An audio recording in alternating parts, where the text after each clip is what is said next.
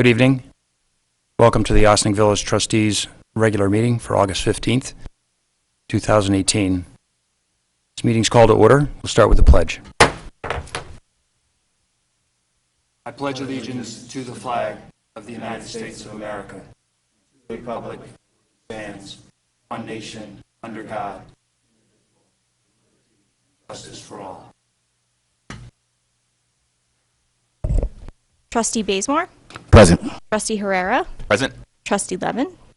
Deputy Mayor Codman? Present.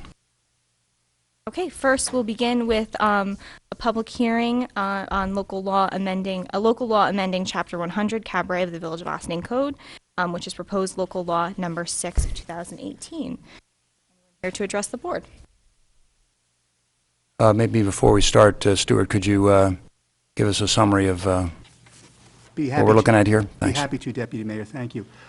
This would be a revision to Chapter 100, which is the village's cabaret law, which would provide for a one-day cabaret license to allow various businesses to get a one-day license. It can be for up to 3 days in any given calendar year, but the license itself is valid for only 1 day. The license application is similar to what is for the regular cabaret license, but the license application would be received by the clerk's office no later than 14 days before the scheduled event. Then the necessary reviews will take place.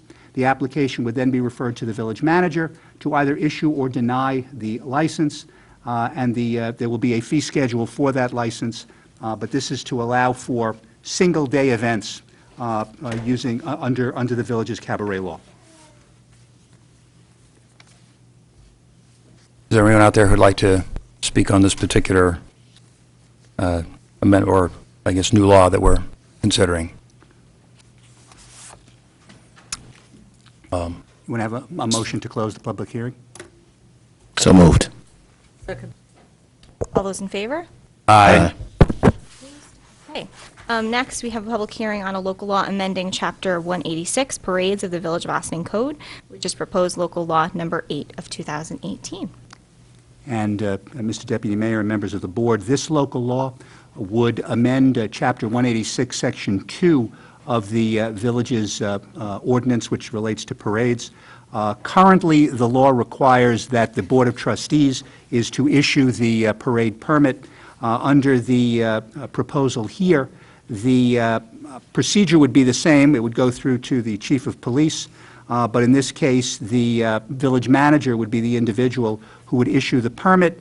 It is also put into the ordinance that the application for the permit should be provided to the Chief of Police in writing to the extent practicable, not less than 7 days before the event for which a permit is sought.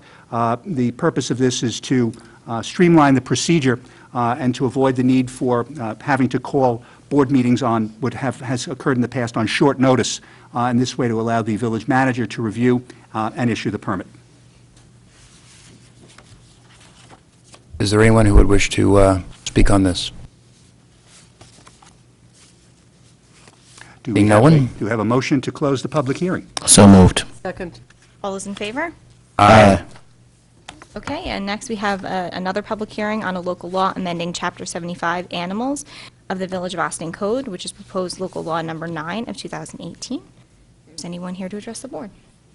I think, Would would you want to go, Stuart, and just... Be happy to. Thank you, Deputy Mayor. Deputy Mayor, members of the board, this is a proposed amendment to Chapter 75 as indicated by Interim Clerk Caffarelli. It would add Article 5 relating to tethering of dogs. It provides definitions of tethering, when tethering is permitted, for the length of time tethering is permitted, goes into various prohibited acts that relate to tethering. There are descriptions as to the type of tether that is permitted, the length of tether, and other restrictions with regard to that process. There is also an enforcement and penalty provision. Under the current proposal, a dog would be permitted to be outside for a maximum of 12 hours in any 24-hour period, except that the dog may not be tethered outside when the National Weather Service has issued a weather alert, and weather alert is also defined in the ordinance as a warning issued by the National Weather Service for a heat advisory, frigid weather, snow or ice storm, tornadoes, tropical storm, high winds, or thunderstorms. And as I said, there are also other sections in here relating to the type of tether that can be utilized in these particular cases. This ordinance does not include a provision, as does exist in Portchester, that requires the property owner to be present in the house when the dog is in fact being tethered. That ordinance is in Portchester. It is not in any other ordinances. As I said, here we have a 12-hour period where the dog can be outdoors. Thank you. Could you just state your name and, My name is Angela Landry. I live in Ossining, New York, and I'm for the tether law. okay. Did you want to speak, or? Good. Okay. Nicola Kenny, 11 Edward Street, Ossining, New York. Absence of some other people I thought would be here already. I am here to speak in support of the tether law, though at this time we believe that it's still very weak and does not address many issues that the other folks who were supposed to be here are going to bring up. But I'm speaking in support of the adoption of this tether law, and I'm extremely upset that the mayor, who's not even here, has allowed this to drag on for as long as it has. Because one dog is suffering, and we know of 2 more. I'm sure there are a lot more that are going to be coming out of the woodwork as the information is brought forward. Okay? Thank you.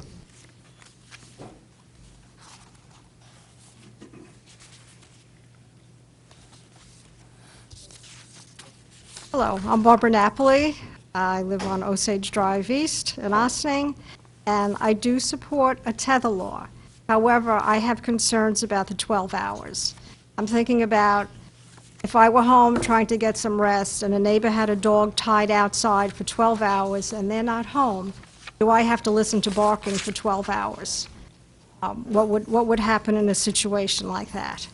So I would support a tether law, of course, but kind of more in line with what Portchester has passed with a shorter time duration. That seems to me taking the residents more into consideration, not just the dogs. Thank you.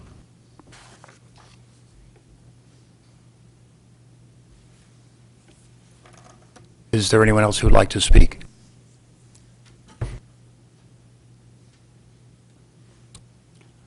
Do you wish to, the board can either keep the hearing open until our next legislative meeting, which is September 5, which certainly, if the board wishes to do that, you can take a vote to do that, or we can close the public hearing, whatever is the preference I'll of the take board. comments from the board members. Omar? We can keep it open. I mean, we've only heard from 2 residents, and I know that it's a topic of concern and interest, so I'm okay with leaving it open. It can be open. We have a motion to keep the public hearing open until the September 5 legislative session. So moved. Second. All those in favor? Aye. Aye. Opposed? Okay, next we have mayor's and trustees' announcements. Okay, I'll defer to my colleagues before I make any statements right now. Omar, you want to start? Sure. So I will start off with just an event announcement. This Saturday, August 18th, at Dale Avenue Park, Galata House will be having their 3rd annual duck race. It used to be the Ossining Rotary Duck Race, and it's a pretty fun and exciting event where you get to buy a duck. 1 duck is $10. A quack pack is $50. A 13 flock of ducks is $100. It's a 501c3 that benefits our community and families of hardship, and it's pretty fun. You actually get to see a whole truck of ducks being dumped into the water, and there's grand prizes. You could learn more at galatahouse.org, and the town and village will be ending their waterfront summer concert series this Friday, so I encourage you to please join the community. I'll be there as well, as they have a dance party right on the water from 7 to, I believe it usually goes to like 9 o'clock to be safe. It's a free event. It's great for the family. And it's also a great way to end a program that's brought a lot of good music and entertainment to our Ossining community. And I definitely want to give kudos to the town and village and everyone that made the entire series possible. And Deputy Mayor Codman, I do have a statement, but I don't know if now's the right time, so just let me know. I don't know, did you have anything? Yeah, I wasn't here last week, but I do want to shout out our first responders. It's been a very busy couple of weeks, one with the fire on Central Avenue and with the oil spill this week and 60 Main Street. So I just want to thank you guys because you guys have been very busy. Thank you. Rika, did you have anything you want to say?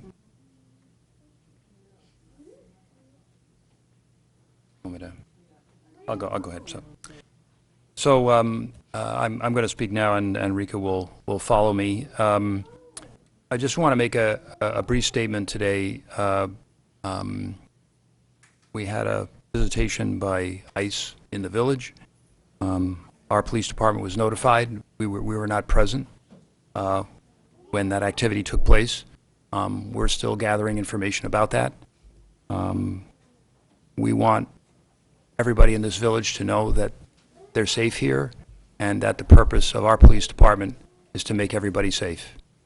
We're not here to enforce any federal law, any immigration law, or any of that kind. We have no control over federal authorities. They move about, in the way that they do, and so far they've at least given us the courtesy of telling us that they're going to be here. I'll hold any further comments on that as we gather further information.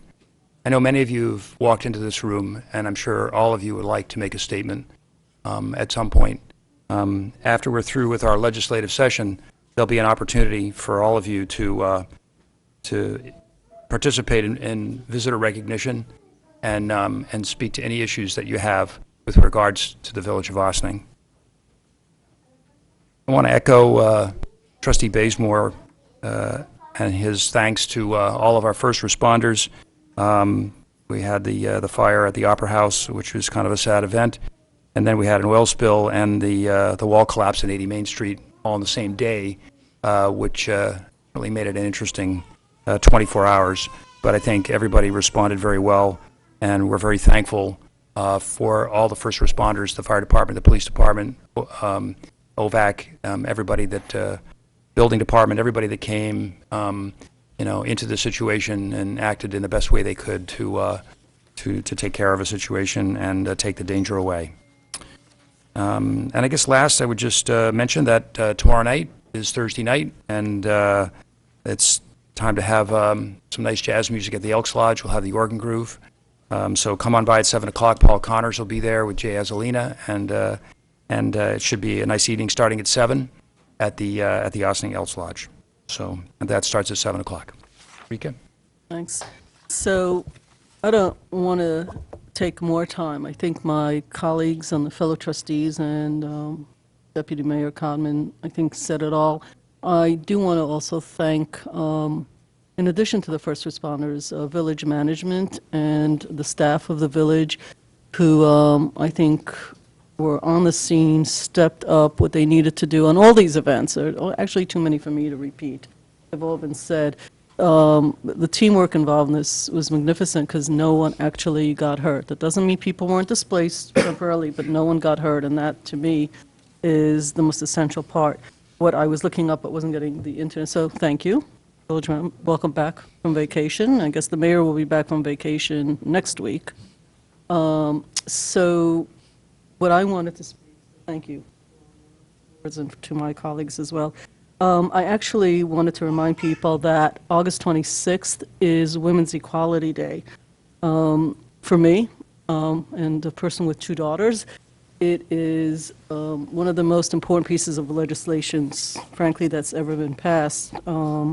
As I looked at some of the events today, it reminded me the importance of what it meant to be a woman before the 19th Amendment was passed, because women were just considered not really equal to the people living here, to the men living here.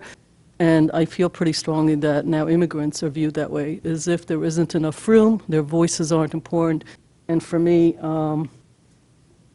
it is a pretty damn sad time in our history that's the view. So when I look at women and how far they've come, I do hope and pray that the way we view immigrants in this country gets elevated to a different place, and that proper legislation is passed not only at the federal level, as Deputy Mayor, Codman mentioned, that we don't have any control, but at all levels of government, and not only by the executive branch, but the other branches of government that are supposed to be a checks and balance to the executive branch, which I think is not being done well. It's, for me, an extremely sad time. My family are made up of immigrants to this country, and it is especially sad. So I started with Women's Equality Day, which is a very positive note. I'm going to end on a positive note.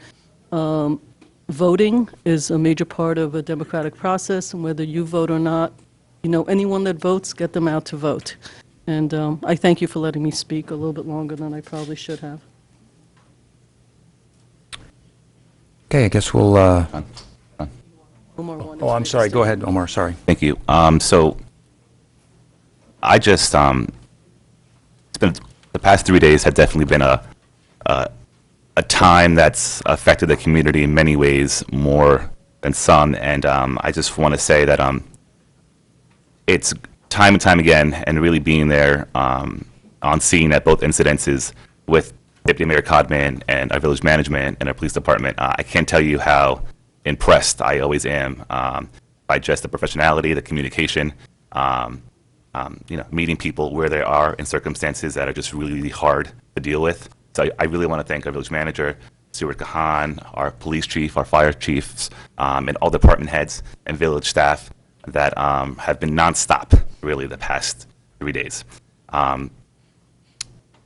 As far as today, I was one of the many Ossining residents that woke up with the news of a very unfortunate ICE arrest in the village and how it took place, and the trauma that immediately followed of an Ossining family, including children.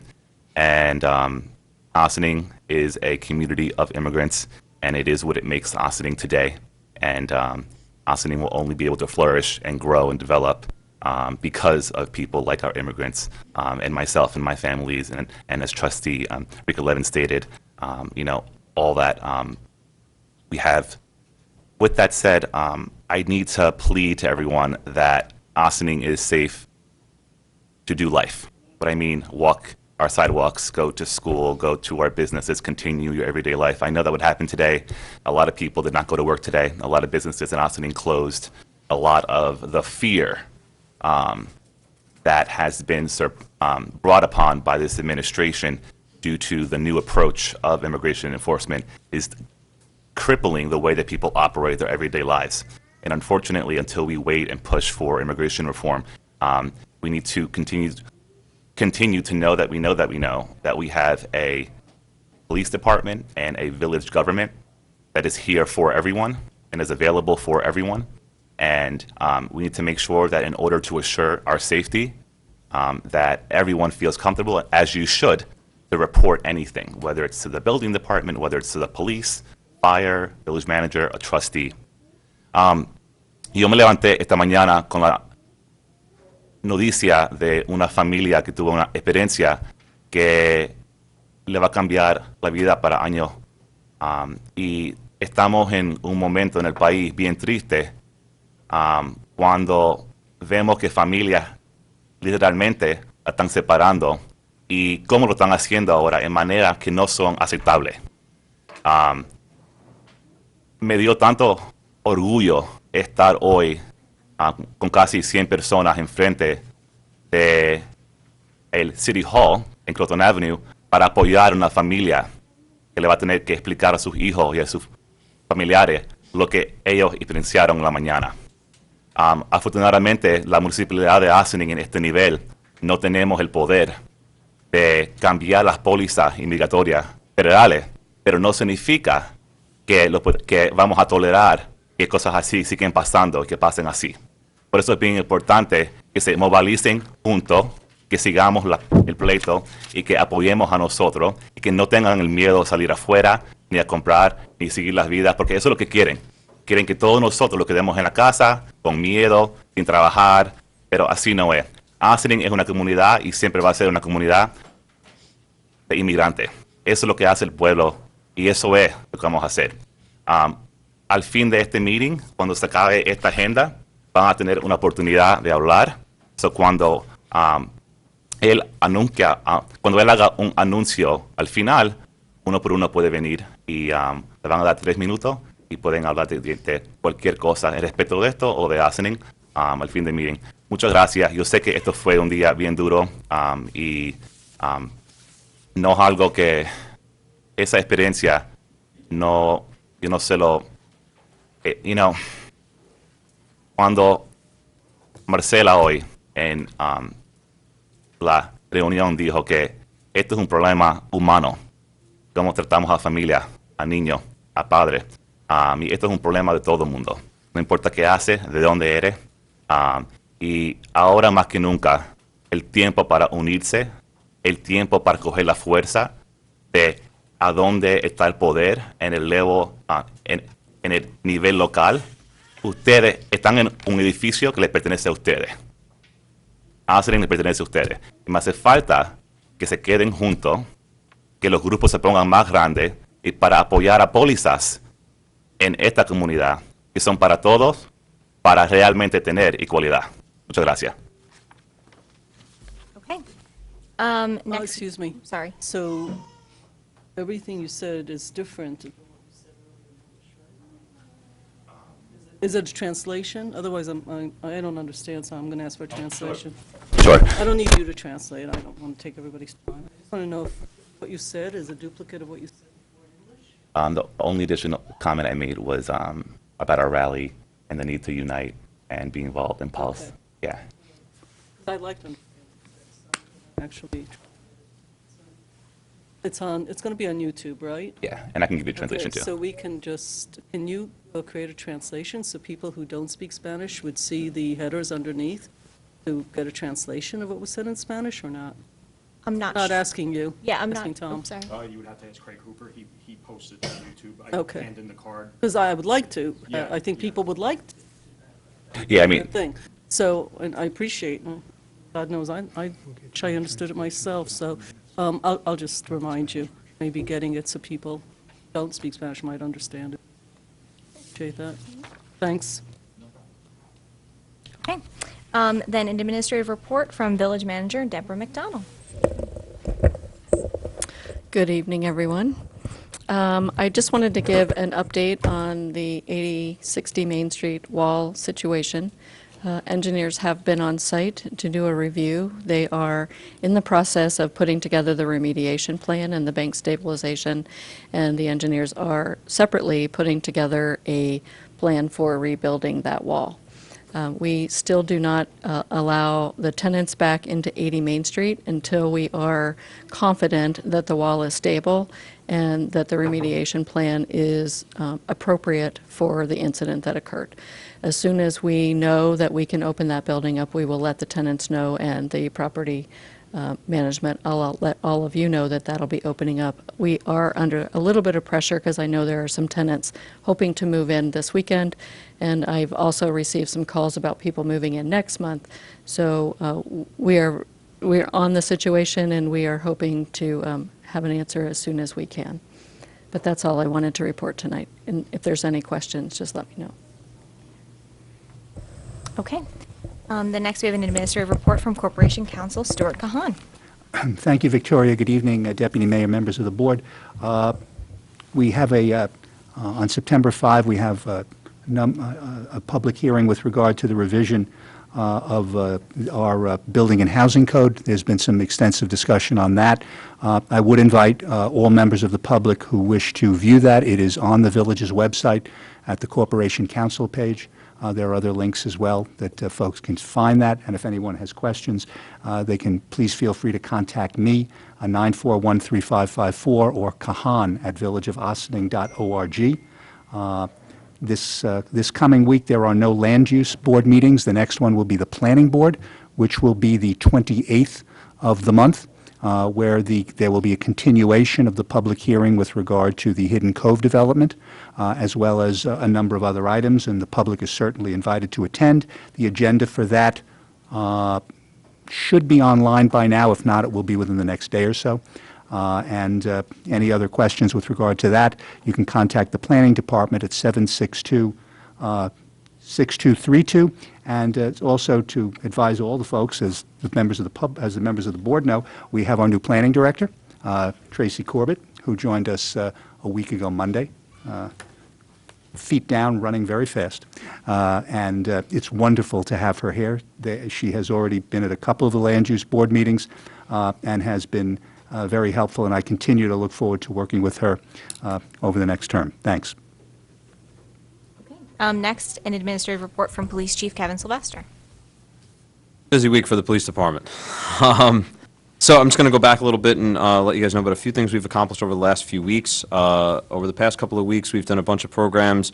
We helped host a 3-on-3 basketball tournament in Nelson Park with Project 105 Athletics, a local nonprofit, and that was under the heading of My Brother's Keeper, an initiative that we're participating with through the school district. We had 2 officers last week graduate from New York State Certified Unmanned Aircraft Pilot School, which is drones, in furtherance of our pursuit to get an unmanned aircraft unit, which would have been really helpful for some of the incidents we had this week. We had the water main break on Snowden Avenue. We had the a water main break on Charter Circle. We had the road collapse on Snowden Avenue, the oil spill on Central Avenue, and the wall collapse at Secor Road. So mostly I'm bringing up all those to remind people that for up-to-date announcements on things like road closures, text 10562 to 888-777. That'll get you on Nixle. You can also get those alerts on Twitter, Facebook. We try to get them up on Nextdoor as much as possible. And just for fun, you can follow us on Instagram as well, but that's usually more behind-the-scenes type stuff and not necessarily emergency information. This week, in the middle of all that, we survived a New York State accreditation site visit, which we passed. Right now, we're going through some renovations in headquarters, so thankfully, after we've been busy walking back and forth across the carpet all week long, we have new floors going in. And this week, just to keep busy, we've got a bunch of programs coming up. Tomorrow's a busy night, 6 p.m. at the Westchester Community College Ossining Extension Center. Senator Carlucci is hosting a naloxone administration training. That is the drug that counteracts a opioid overdose, and we'll be with a few officers down there helping to administer that training. That's 6 o'clock tomorrow night at the WCC Extension Center, and it's totally free. Tomorrow night at 8 p.m., we have Movies in the Park, which is going to be in Spanish for... It's in conjunction with the Ossining School District's dual language program. We had an ask from them to do something to keep the kids engaged. So 8 p.m. tomorrow in Engle Park down at the river, there'll be The Secret Life of Pets, which is a great movie. And today, I was newly appointed to the Westchester District Attorney's School Safety Commission, which seeks to implement best practices to keep students, faculty, and staff safe inside of our school. So we're excited to get going with that and try and find some ways that we can improve school safety in our community, something they already do a fantastic job with, but something we can always do better. On the topic of ICE arrests, I didn't really have much that I'd intended to say other than my encouragement for people to continue to engage with our police department because we are here to help everyone. We do not, our primary mission is not federal law enforcement, federal immigration enforcement. That's not the job we do. We do local law enforcement. But I feel like with a room here, people need to hear what it is that we're doing. So I've been in touch with ICE today, not on the topic of the individual's case that went down today, because it's not my business to comment on that. But we'll be making specific, I'll call them requests, but they're probably a little bit more firm than that, from Immigration and Customs Enforcement that they allow us to be included in all of their operations within our community. And there's a reason for that. In the past, we've had some people concerned that our police department shouldn't be involved in ICE operations for the specific reason that they don't want us, or there was some concern that we would then begin to engage independently in immigration enforcement. But there's a real value in having our officers involved in this. When ICE shows up at your house, we don't have the ability to stop them from coming. They operate independently on a separate set of federal laws, which are not the ones that we're usually here to enforce. But we want you to know that when a cop shows up and it's the same one that you had at the movies or played kickball with your children and you have a terrible event at your house or there has to be an arrest, if there's a face there you can trust and you know how we do business, we feel like that might offer a slight bit of comfort to a family in a time of need. We also know that if we're there, the officers that are operating there will be operating to the same standard of accountability that our officers will.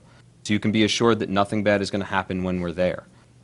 We can't stop arrests from happening, but we can assure that everybody, while we're there, will operate to the same level of professionalism that I would expect every one of our officers to engage in. So that's new and that's coming. It's not something I've really had an opportunity to discuss at length with the board, but it's something I feel strongly about and I have for a very long time. Our officers do a fantastic job, I think, of doing the best we can to keep this community safe, and I think that we should be included in anyone else who's going to come in and enforce laws in this community. It's not us taking a stance on whether we think immigration is good or bad or whether the policy is right or wrong, but the way that those laws are administered should be universal, and people should be treated with respect in every situation. So I think we'll be discussing this more, and you'll hear more from the police department. And I know that the board had asked me if I was going to make some comments on this, and before the meeting I said I wasn't, but I know that there's lots of folks here, and you need to know. As far as what went on today, our officers were aware when ICE arrived here, but we did not go with them. In the past, we've had a policy of our officers going when we had an extra cop available. Today, we didn't have an extra cop available. We were at minimum staffing, and that's all we had.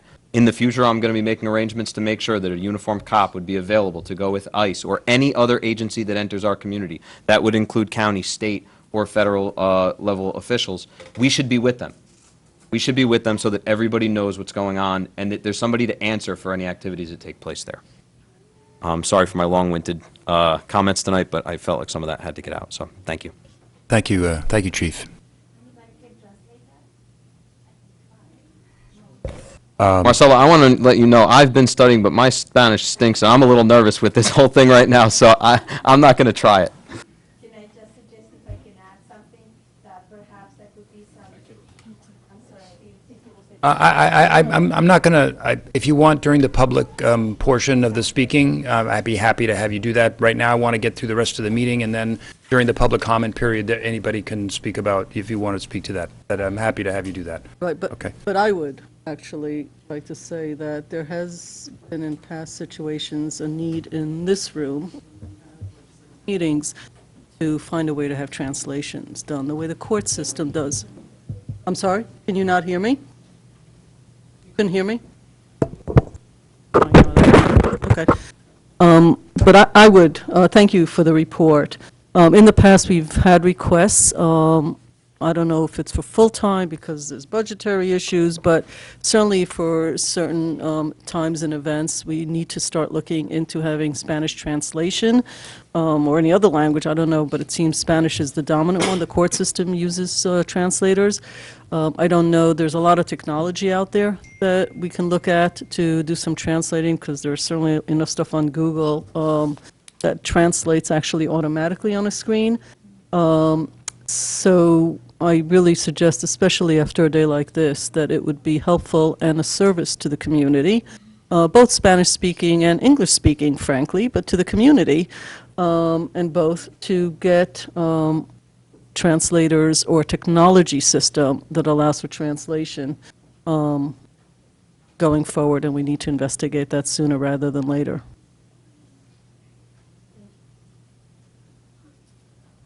Any other comments from the board? Yeah, I mean, I've been requesting a language access policy, and I'm almost done in drafting it, but, it's ludicrous that the village has operated the way that it has without a language access policy.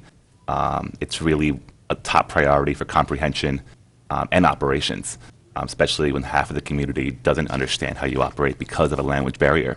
So I'm very glad to hear some support on the board for further discussion on that. Just to briefly comment,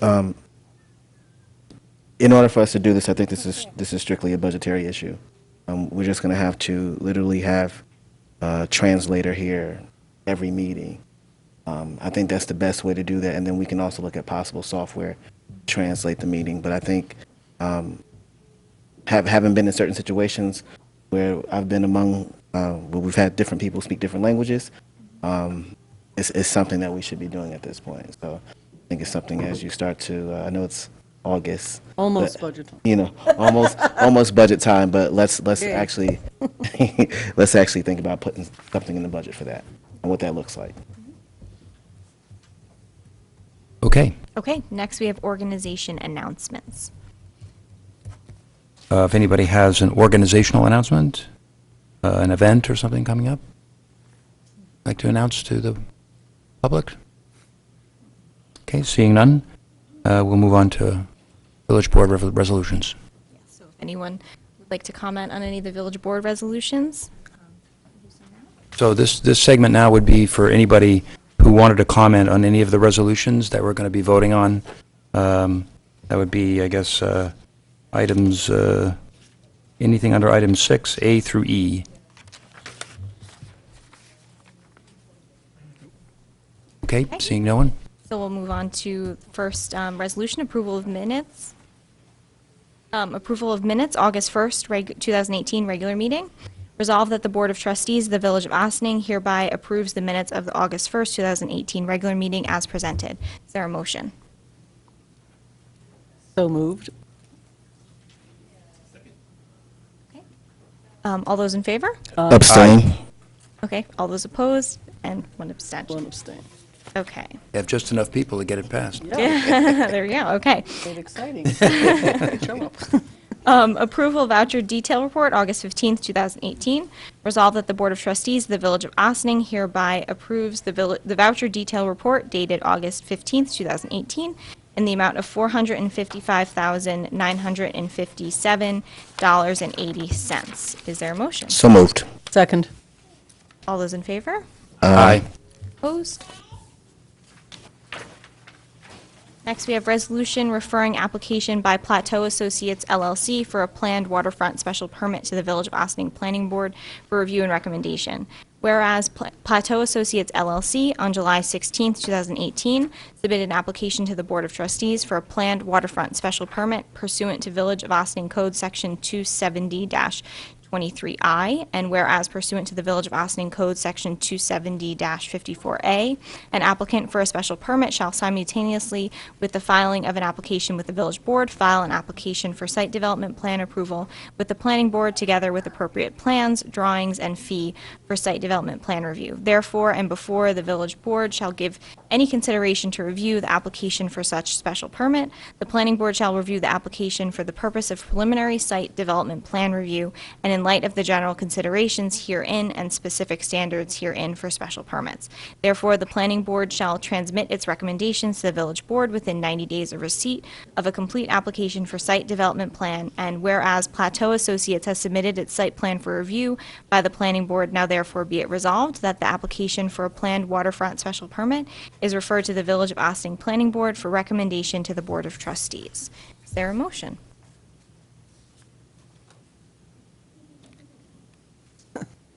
After Okay.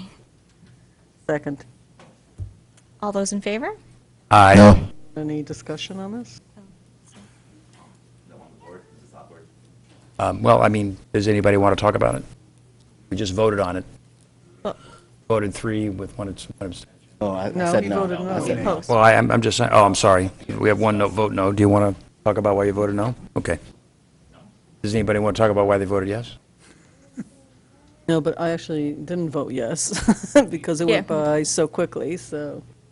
Okay, well, we can, okay, well, let's discuss it then. I mean, we don't have enough for, the vote didn't pass, so we have to start over. So why don't we have comments from the board members, please? Stuart, can you just sum this up for us, please, on what we're voting on? Yes, there was an given the location of the Hidden Cove development in the PWA zone, a special waterfront permit is required to be issued by this board, as was done with the case in Hudson Step. As such, under the code, that application which has been received goes to the Planning Board for recommendation. The Planning Board then refers it, gives its recommendation to the board for issuance, if it determines for issuance of the special waterfront permit. The site plan review is in process now before the Planning Board, along with the final supplemental environmental impact statement. So it's just a process in getting all of the permits together, and that's what this application is. So if we vote this down, what happens? If we vote no tonight, what happens? Well, you would still have to decide on the permit. I mean, what you're simply doing is sending this to the Planning Board for their recommendation on the application for the permit. And that's, you know, that's what it is. If you don't, you still have to make a determination on the permit. Planning Board is in the best position to give you advice because they have been reviewing this project for quite a while. Okay. You good? Omar, did you have any comments? It flew by me, so I Okay. needed to stop Okay. that flight. You got to turn your mic on. Is there a way to briefly explain what a special waterfront permit is? It's a specific permit that the board has given its authority, that the Board of Trustees is authorized to grant for projects within certain zoning districts in the village, one of which is the PWA, Downtown Waterfront District, District A, which is the one where Hidden Cove is located. And the code specifically requires that type of permit, which is essentially, it's a special use for that area, has to be granted by the Board of Trustees, but it has to be done simultaneous with the Planning Board review that's currently going on. Ordinarily, the Board of Trustees doesn't get involved in those type of permits, but the zoning code is written in such a way that this is a permit that has to be issued by the BOT. Thank you. So with that being said, if we vote yes and let the process continue, Right. Would it come back to us for final approval? Yes, you have to issue the Has to permit. be. Well, the permit comes back to you for final issue. The special, the Planning Board does its stuff in terms of environmental impact and in terms of site plan review, but the permit, the special waterfront permit, comes back to this board. That's issued by this board, not issued by the Planning Board. And if we say no, they can't go to planning board at all, and what happens? Well, they're already at the Planning Board. They're already Right. at the Planning Board now. Okay. For environmental impact, for site plan review. That's been going on. They've had 3 public hearings already, and they'll have another one in August. Actually, they've had June, July, and they'll have one in August. So they've been going on that. The FSEIS has been percolating for a good number of years, and they've sort of worked their way up to where they are now. So that's on one track. And if this were not in the PWA zone, if it were some other place in the village, BOT would not be involved. But because it involves the waterfront, there's a specific provision in the code that requires it. And as I said, Hudson Step is another example of that, as was Harbor Square was another example, where that special waterfront permit was required to be granted. But here, you're just referring it to them for a recommendation. At the end of the day, the permit part, the special waterfront permit, is granted only by this board. Thank you. Sure. Yeah, I would just say that this is really just asking advice of our volunteer planning board. We've done this in the past. We've asked them for advice. Recently, the EAC has also weighed in on this, I'm sure. But it's just another volunteer board that has expertise that would perhaps shed some light on the permit, what their thinking is. So with that, I'd like to. I guess we have to start over, so we need a motion? Call the vote again. Yeah. Okay, just the vote or the motion? Well, Motion and the vote. Okay, so is there a motion? So moved. Second. Okay, all those in favor? Aye. Opposed? Abstain. Abstention? Okay. Okay, next, resolution authorizing license agreement with property owners at 1 Martin Road. Whereas Ethan S. Alter and Jessica H. Alter, owners, are the owners of real property located at 1 Martin Road, Ossining, New York, pursuant to a deed recorded on July 12, 2016, under control number 561193460, in the office of the Westchester County Clerk. Whereas on or about June 1st, 2018, an application was submitted to the Village of Ossining Zoning Board of Appeals by the owners for an area variance pursuant to Village Code Section 270-30A5. And whereas, according to the application, the owners propose to expand the width of an existing driveway to increase the number of available off-street parking spaces. And whereas, the project will include expansion of the existing driveway, installation of Belgium blocks and other related works. And whereas, a portion of the proposed work area will be within the Village of Ossining's right-of-way. And whereas, the village and the owners of 1 Martin Road wish to enter into an agreement allowing for the construction contemplated by the owners, subject to approval by the Zoning Board of Appeals, with attendant obligations under the owners to maintain and repair the structures constructed and/or existing on the owner's property and within the village's right-of-way.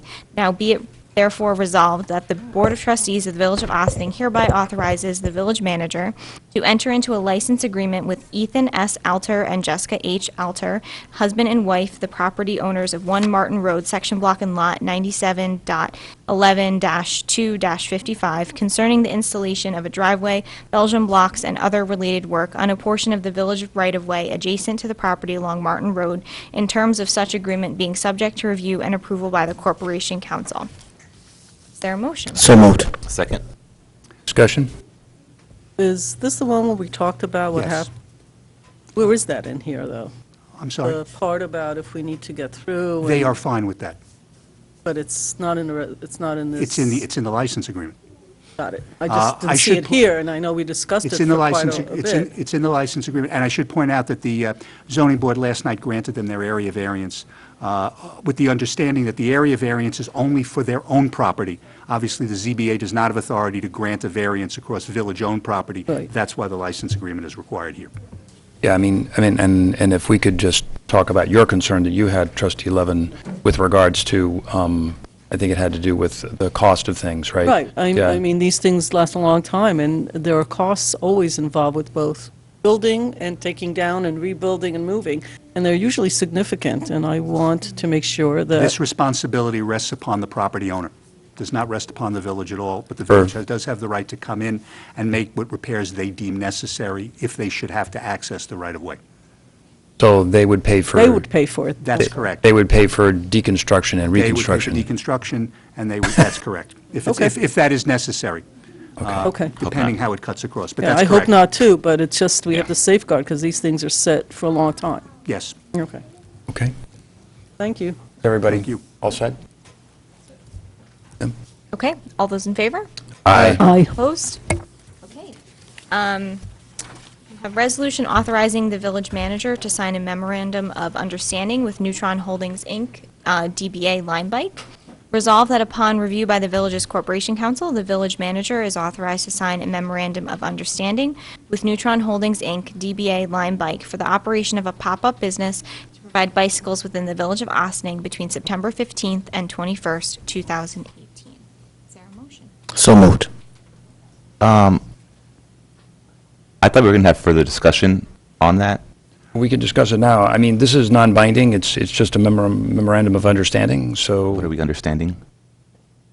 Well, we can talk about it, yeah, Okay. absolutely, yeah. I mean, it can be What- described. What I what would- the plan is right now, and I've been getting emails back and forth from the area manager for Limebike.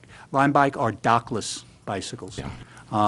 The thought would be that from the period of September 15th to 21st, which would include, I think, the Car-Free Friday, anywhere between 15 and 30 bicycles would be made available by Limebike. They're in many locations throughout the United States. In this area, they are in Yonkers and in White Plains. The median time for a ride in Yonkers is about 10 minutes. The one in White Plains is about 15 minutes. You can pay using an app. I think it's a minimum of $10. They do also have a method of paying if you do not have bank cards. So they have something like that. They are responsible for essentially getting the bicycles to whatever, to be used. They are a for-profit company, so they're going to go after the bicycles. I believe they have what's called the rear wheel locks, which is how this works. So they're not going to be docked into any stations like you might be familiar with City Bike in the city or something like that. What we're trying to work out now is if they're here over a period of week, they may only be here, for example, for the first day to sort of get people into the system. Folks could take a bicycle and then they could ride it to Arcadian. And then what might happen is that it's going to be Limebike's responsibility to get the bicycle back, or there may be another person who's renting it at that point, picks the bicycle up, takes it somewhere else. There's very little, or I can't say there is in any. Vandalism does occur on occasion, but again, it's their bicycles, it's essentially their dime. What this would be is just, at this point, a memorandum of understanding to allow Limebike to come into the area to do this for, right now, it appears to be just a one-week period. It may even be shorter, depending on how many days we actually want Limebike personnel here to be operating it. The thought was that perhaps it would be initially operated out of the Market Square area. They would be there, they would sign folks up, people could then decide, get a bicycle, and you would see these lime green bicycles, going throughout the village. But again, most folks use it for fairly short distances. And they are, I believe, GPS activated, so you will be able, the company will be able to know where the bicycles are at any given time. So if they have to get it, they'll be responsible for maintenance, as I said, for picking it up. They will provide a number that people can get in touch with if they want to use it. But the thought from both the town's end and the village's end, and also Green Ossining is involved with this as well, was to try to tie it into the car-free day. And so therefore have it, over a period of, for the 1 week to see how folks are using it. I've had a number of emails back and forth with, as I said, with the regional manager, and just to sort of ask some additional questions, just to let you know they don't provide bicycle helmets. That's not something that they do. But obviously if the rider wants to wear the helmet, we would, certainly they should do that. And that's what it is. As I said, I believe the minimum charge would be $10, but I think it's a fairly small amount. I think it's even less. It may be like $1 or $2 for, let's say, 15 or 20 minutes, and you can just ride it to where you have to go. The one thing that I do want to work out with them, and I know that the chief has expressed some concern about this, is where they're going to leave bicycles effectively. Because if you have a lot of people, for example, going to the train station, you don't just want to suddenly have like 15 bicycles located down there. So, where are they going to go, and how are we going to get them back to a point where people can then use them? Because, it's easy to go downhill, but it might not be as easy for folks to come through. Because again, while Lime Bike uses, pedal assist and e-bikes in other locations, they cannot do that here. They can only use standard pedal bicycles. So that's the only type of bicycles to be provided. But Chief, if you have anything else on that. Just two concerns. I mean, aside from the helmet issue, which, we're really big on because our officers at RIDE are not allowed on bikes without helmets. But, so, we ask that of everybody. It's always a good example for kids, and they don't tend to do it unless they see the adults do it. So helmets is one concern. Two is, sort of a little humorous in the terms that we put it, as Stuart was saying, but we are a village of hills. And the two most popular places that I would imagine people go from downtown Ossining are going to be Arcadian Shopping Center and the train station. And I cycle a little bit, and I can tell you that I really love the ride to Arcadian. I really hate the ride back. So there is some concern about what happens when the train station is going to be an incredibly popular place to take a bike. You hop from Main Street. If I lived on Main Street, I love the ride down Secor Road, but that's even worse than the one up Lower Spring. So, I would have some hope that Lime Bike is going to participate somehow in retrieving those bikes, or at least that we should have some plan. The other thing about leaving bikes is that a place like Arcadian, it's a relatively large space, but they're also private property, and I don't know how they're going to feel about where the bikes are left. More specifically, like on Main Street, I know that we talked in one of those emails about the possibility of like a docking station, although it's not required of the bikes. But what happens when the bikes are left on sidewalks on Main Street or creating obstructions? Even Main Street with a relatively wide sidewalk is fine, but when you get into some of the residential neighborhoods where there's either no sidewalk or a narrow sidewalk, some concern about what happens with the bikes there and who will be responsible to retrieve them. If it's going to be some village agency, that's up to the board as a policy decision, I suppose, or maybe an operational one, but it's something that should be considered because if you have a lot of these bikes and they're left around, it could get significant. Do you know how many bikes they're putting in They're looking Ossining? between 15 and 30. Is there anybody else have any other comments? Yeah, I do, but I think Omar does, starting it. Yeah, so I like the concept, and I was actually on the board when we approved the Complete Streets policy, which the county also approved, that going forward, the building of all roadways and sidewalks would be done in a way that is beneficial to pedestrians and cyclists and drivers. However, it's not just Ossining. It's I would say most counties in New York have this issue. We're not even close to complete streets yet. It's because of funding and infrastructure, and I'm a little concerned about. I have trouble crossing the street in a lot of places in Ossining, and trying not to get hit by car. And I live in downtown. And that's just one area of many. So I do have a lot of safety concerns, especially if people are going to be, I'm assuming that people that rent these bikes either do it for convenience, they don't want to get their own at home, or they do it because they don't have one, right? So they may not have a helmet or go back to get their helmet. I think, if we don't even allow our awesome men and women of our police department not to wear them, I kind of don't want our community not to wear them.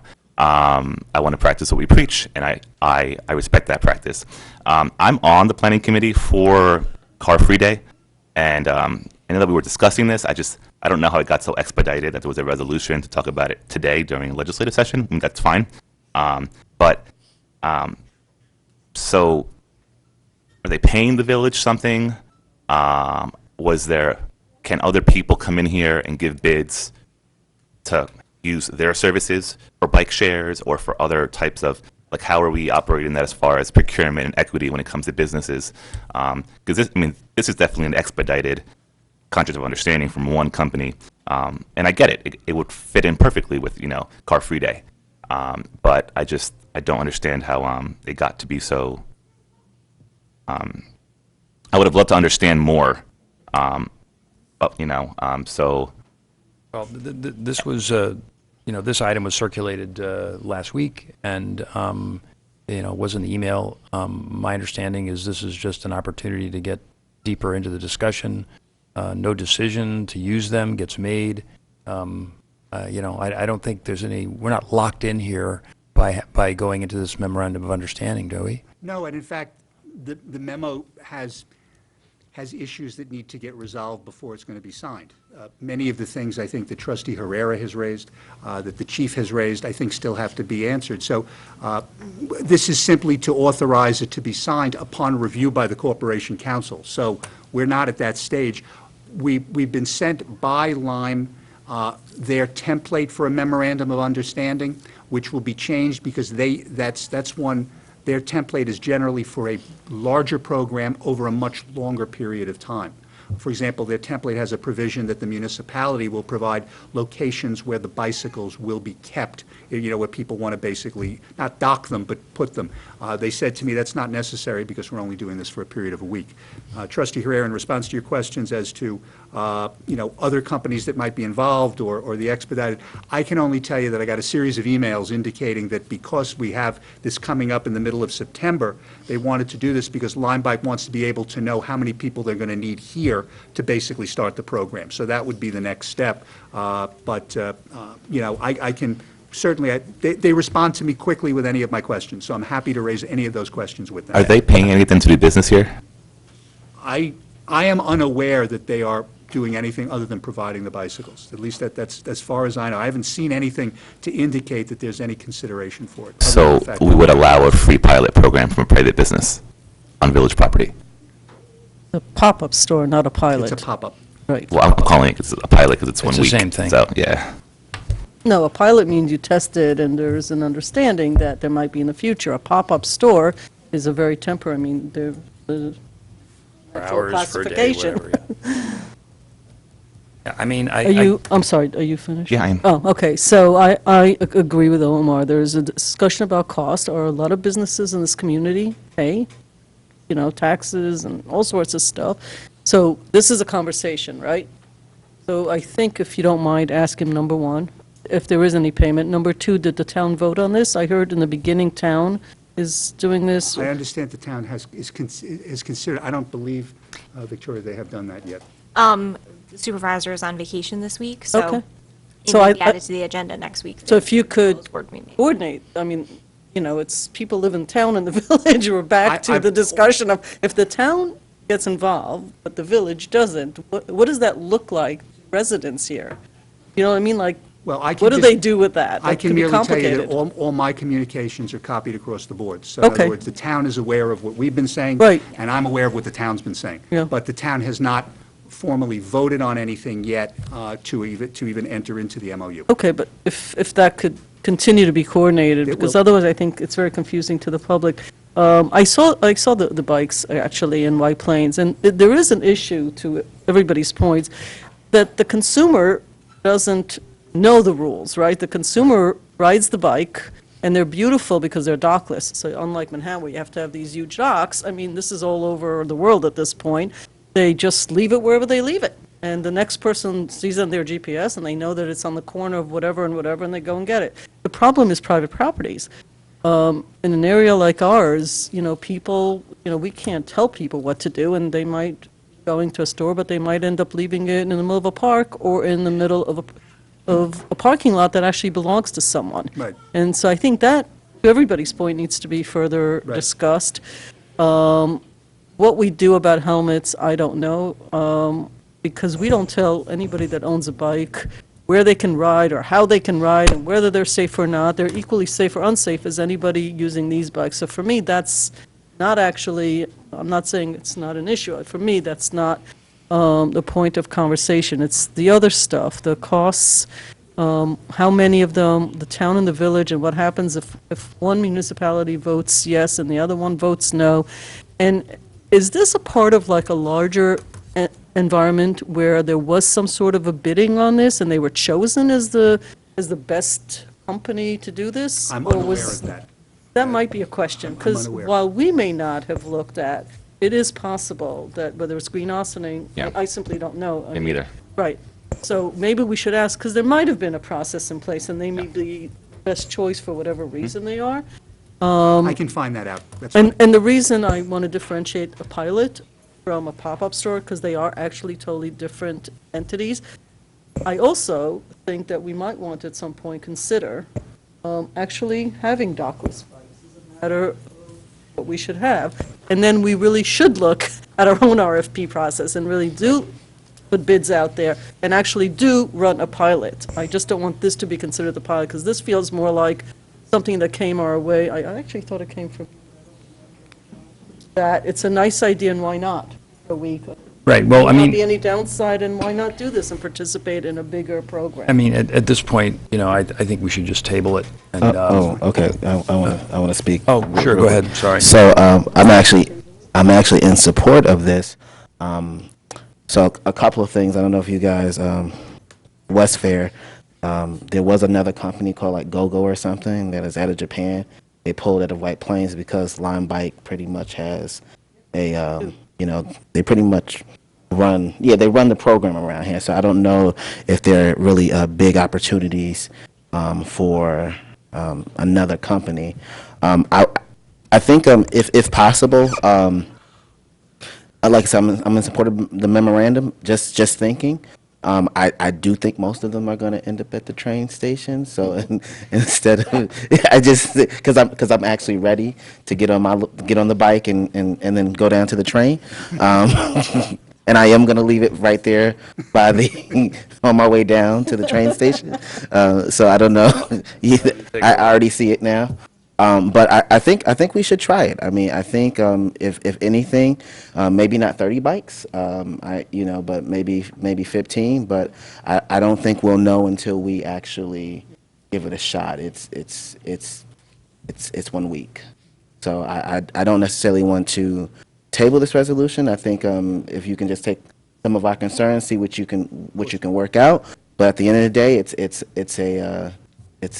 a small window period, and this might open up another conversation about how people move around the village. Yeah, I agree. I'm jumping to tabling it. I think these are legitimate, quick answer. I'm sure we're not the first ones to ask them any of these things, frankly. No, I got the impression from the email, we're Right. not. And just to be clear, when I called the mayor's office in New Rochelle, they're looking at other companies, but they haven't made a decision, so it was not helpful to me. But there might be actually others that might be getting into the game. They might be choosing flatter municipalities, however, but we've got the hills to work with. Thank you. Yeah, so I'm fine with us trying it out, but I just want to, I'm going to have to request, an action plan from the police department as how we're going to communicate where you could ride a bike, where you can't, who determines where you could ride a bike, safety, where they're docked, if you want to report that a bike has been left on private property, because if you're a business or a property owner or a resident, I thought that all has to be done before we launch a 1-week program. People need to understand. So I'm okay with it, move forward. But then we need to use our resources and our village capacity to get that program ready for that week. Okay, we ready to, What are we voting? well, we're voting whether we're going to go into the process of the MOU or not. So do we, So, I Okay. mean, so moved? Second? Well, are we gonna request our department heads or Office of Village Manager and Stewart to kind of develop an action plan on how to communicate how we're gonna do the program on village property? And I mean, I don't want to agree unless I know that we're moving on in a way that we're going to be operating the program and communicating how it actually works.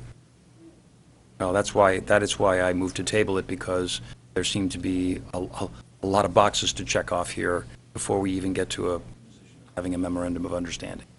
So that is why that I thought it would be in our best interest. We could always pick this up next week and vote on it next week, so give us more time for Stewart to weigh in, for the chief to weigh in, and maybe get some more information. That was the reason I thought tabling it. What's the drop dead day? Because what if the police chief isn't able to get us something in the next 48 hours, and the village manager may be doing, there are so many initiatives to work on. We can't just keep doing this popcorn game. Every time something pops up, we stop and react. So what does the timing look like? There's nothing What's a drop really dead to date? present from the police department. My question was just how the bikes get back where they're coming from, and that's a question for the company. With regard to public safety and where you can ride a bike, it's no different than any other bicycle. So as long as you're on public property, quite frankly, I'm not sure if we have an ordinance against riding on the sidewalk. Some places do. But beyond that, nothing would change with a Lime bike as opposed to any other cyclist that's in our community now. So there's nothing really for us to report on that. So is there a drop dead day where we have to respond? Because I think that was John's original concern for pushing this, 'cause it's September, and that's next month. So what's the deadline here for getting answers the way Omar wants it, or are we Right, so if I could offer given meetings my without thoughts. calling a special session? I agree with Trustee Bazemore that this is a one-week trial. Is it something that we want to do in the future? I think this gives us an opportunity to decide what happens during this one-week period. I can also tell you that Lime stepped up and said that they would help us with this, so I don't think there was a big selection process. It was just that there was discussions amongst the town and the village mayor and supervisor and Green Ossining about how can we do something for Car Free Day, and, could we get bicycles, and they stepped up to the plate. They are hoping to do it on the week of September 15th through 21st. So it's really not that far away. I think that if the board wants to do it, that we should just get your approval to do it, because they're going to have to order the bikes and they're going to have to go through the process of preparing for that week. The drop dead date, if you wanted to have a discussion next week and then vote on it next week, I'm not really sure exactly what additional information you would want. I think that the company is responsible for the bikes, and they are responsible for bringing them back. So we will look at the contract very thoroughly to make sure that they're reviewing where they are every day, and that we're making sure that they're not in places where they should not be, or they're brought back every day. We can look at the contract that way.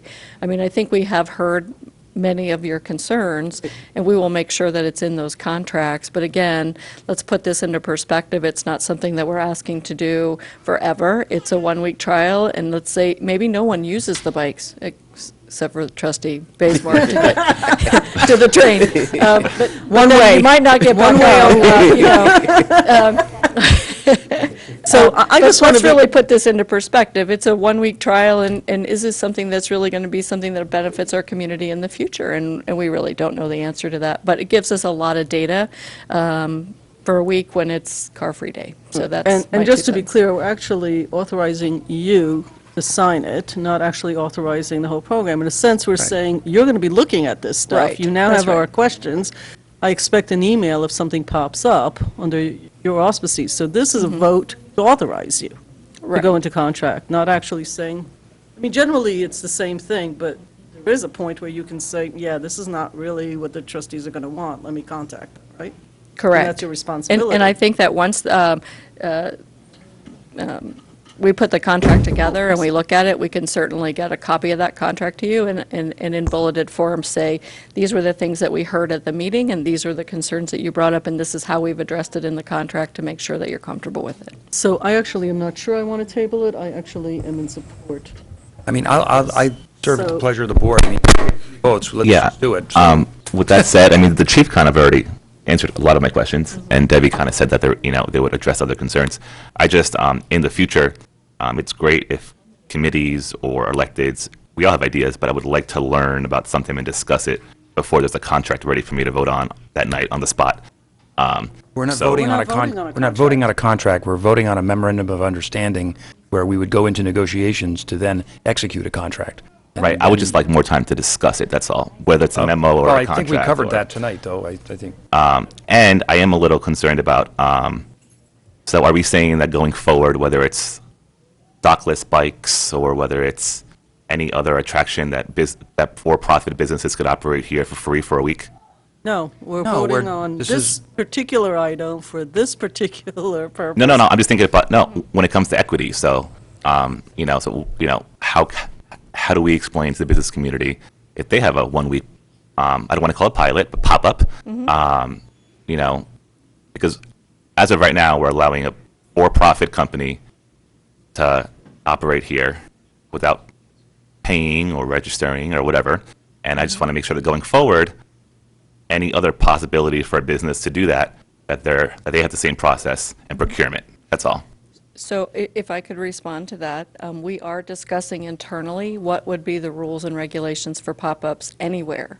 And I think that your questions are really valid and really very good, because those are things that we can consider as we say, what should the regulations be for pop-ups? Because I think we're going to see more and more of that. Yeah. And when you look at the DRWC's report, they talked about allowing pop-ups to occur within our village. So what should that look like, and what would the rules be, and how would we govern, who gets to do it and when they get to do it, and the approval process. So I think you make really great points. And again, maybe this is an opportunity for us to glean some data as to how this works, and then put it into a formal policy for the future. Okay. Okay, so, vote, okay. Is there a motion? So moved. Second. All those in favor? Aye. Opposed? Okay. Next, we have continuing business of the board. No, ma'am. Okay. New business of the board. I have one item that I would like, because there are so many families in our audience and so many children. I do want to announce to the board that our Parks and Recreation, our new platform, is going to be launching this week. And if you could translate for me, because it's also going to be translated in Spanish. So it's an easy format. You'll be able to register for classes, after-school programs, but it's going to launch this week, and I think it's great to tell these families. Sure. Before you do that, just one point of clarification. I thought it wasn't just in Spanish. I thought it was set up Any language. in any language. Okay. Yes. Ella acaba de anunciar que la plataforma de la computadora nueva de el Community Center, donde está la piscina y hacen los programas, va a abrir. So ahora va a ser más fácil para registrarte para los programas, para ver lo que ofrecen y para pagar ahí mismo en un lugar. Y eso lo pueden obtener si van a villageofaustinning.org. ¿Cómo se dice G? Gracias. Is that the URL? Is dot, what is it? I don't. The Parks and Rec they don't have their own website, so I was just saying they can go to the Ossining Recreation And that page was on the village site, okay. yeah. Oh, I thought you were giving out a URL. Thank you. No problem, thank you. As it say. Yeah, congratulations, by the way. Thank you. Is there any other Yeah, business? the only thing I wanted to bring up is, with anticipation of our conversation on the Emergency Tenant Protection Act, I would just like a resolution to be prepared to call the public hearing for September 5th on next week's agenda.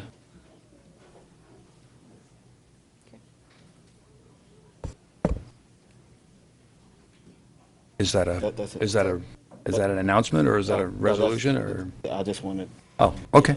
can we agree to that, or? Well, I think we did that today, but, Okay. but, Yeah, yeah, that's fine. but we're fine. Okay.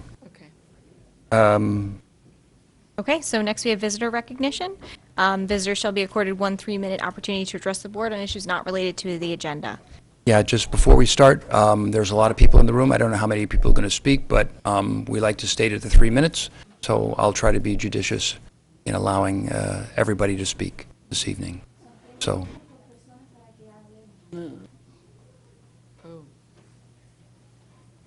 May I go ahead? please. Thank you. Good evening, members of the board. I'd like to thank you for offering this opportunity to the community to discuss this concern, this most recent concern.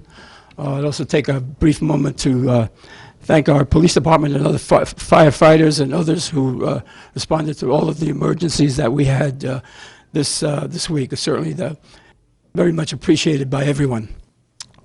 I am concerned, by the way, my name is Miguel Hernandez. I live at 10 North Water Street. I'm a 35-year resident of the village of Ossining.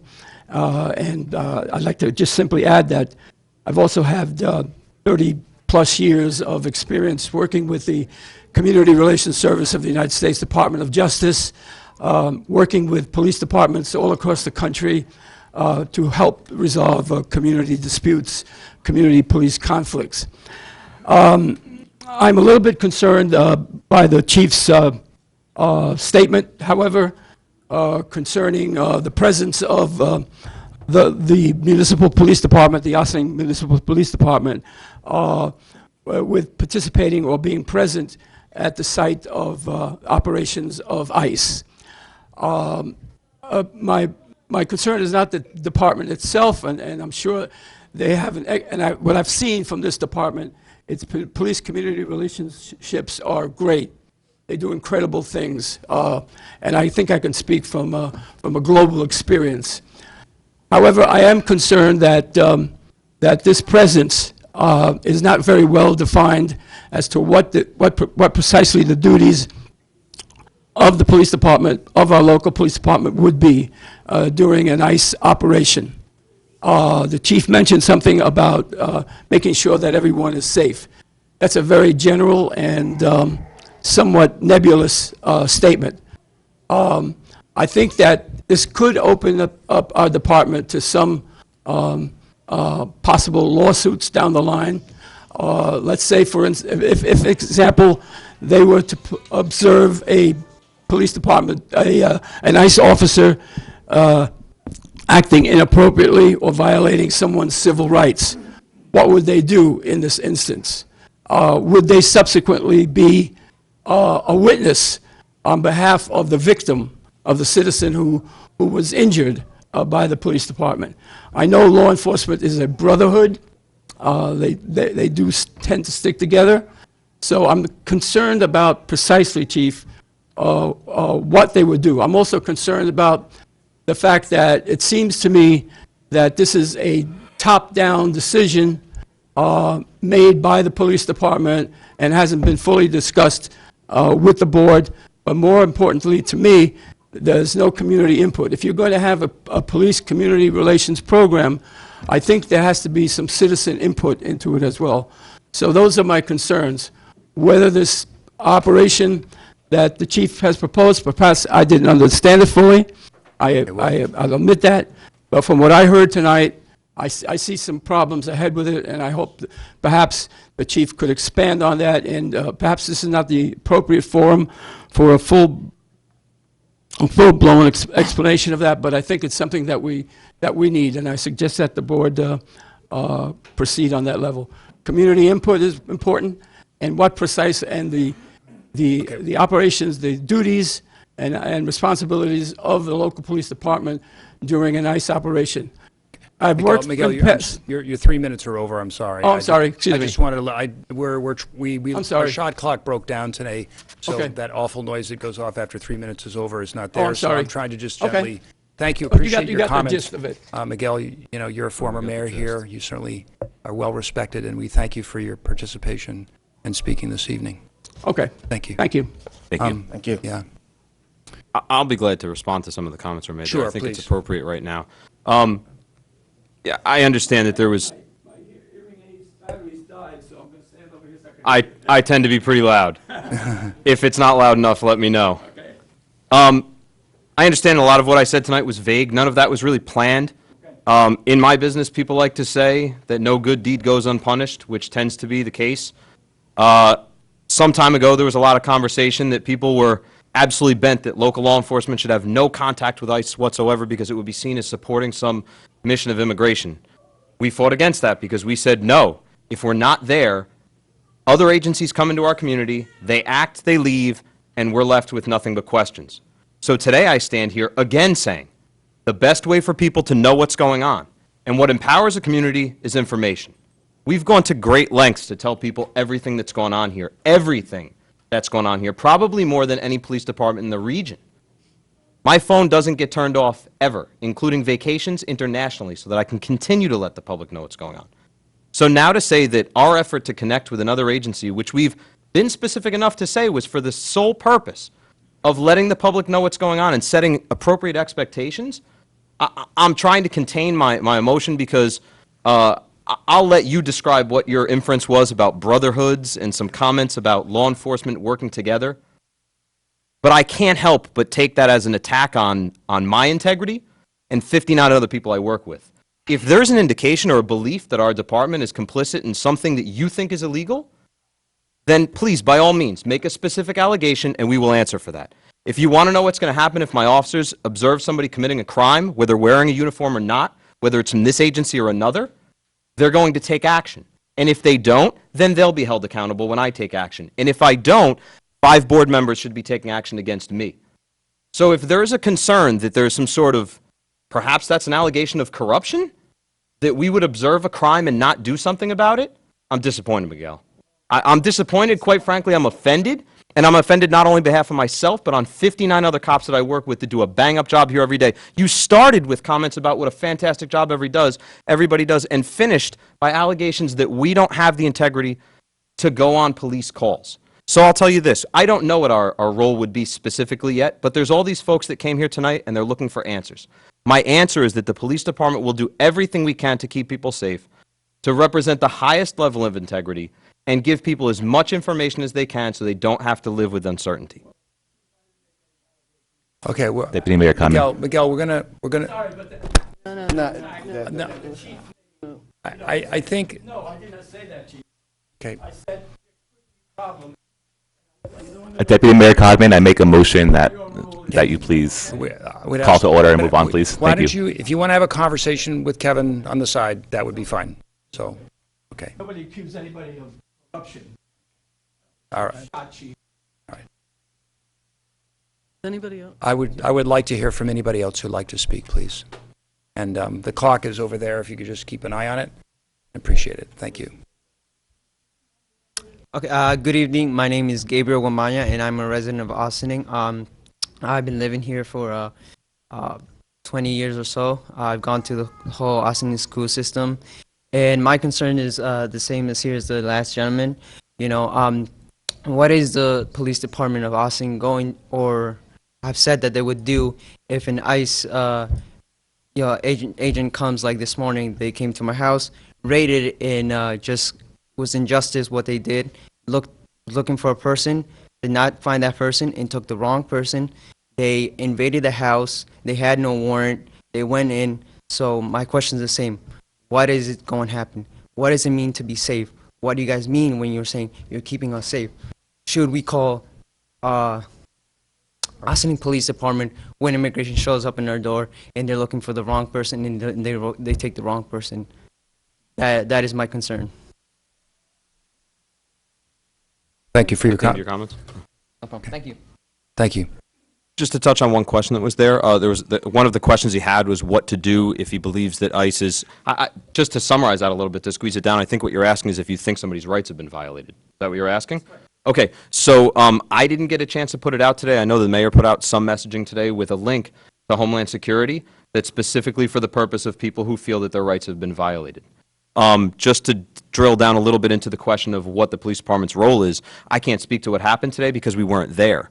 had we been there and been able to observe something, we can make a better decision on what our role would have been to help people if, in fact, we observed a crime or somebody's rights being violated. I can't say what we would do in every situation, but I can tell you that if we're not there, we can't do anything to help.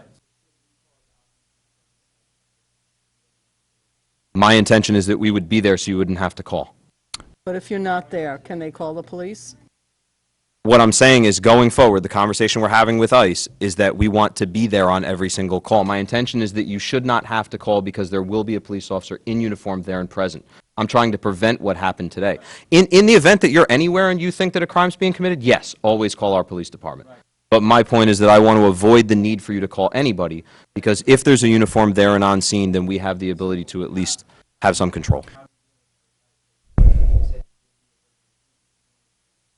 I can't speak to the facts of what happened today. First, I wasn't there, and it would be inappropriate for me to comment in any case. So what I'd like to do is, I think you and the chief would, and Kevin, I think the best thing to do is to set up another meeting with folks that are here to really sit down and talk about all this.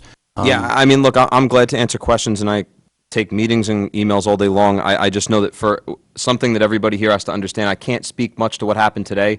One, because it's not our case, it's someone else's, and it is an active case. And two, that we weren't there, so I can't speak to what went on and tell you whether it was right or wrong. They would be strictly hypotheticals if you're giving me facts, because it's only one side of what occurred, so I couldn't answer that. So, I mean, I think at the end of the day, we need to develop a policy. You need to share that with us, talk about what needs to happen. I mean, we're still, I think we're still sort of taking in all the events that took place. So, but I do want to hear from more people. I want to hear your opinions. I want to hear your thoughts. That's why you all came tonight. So please, if you want to come forward and speak, that would be helpful.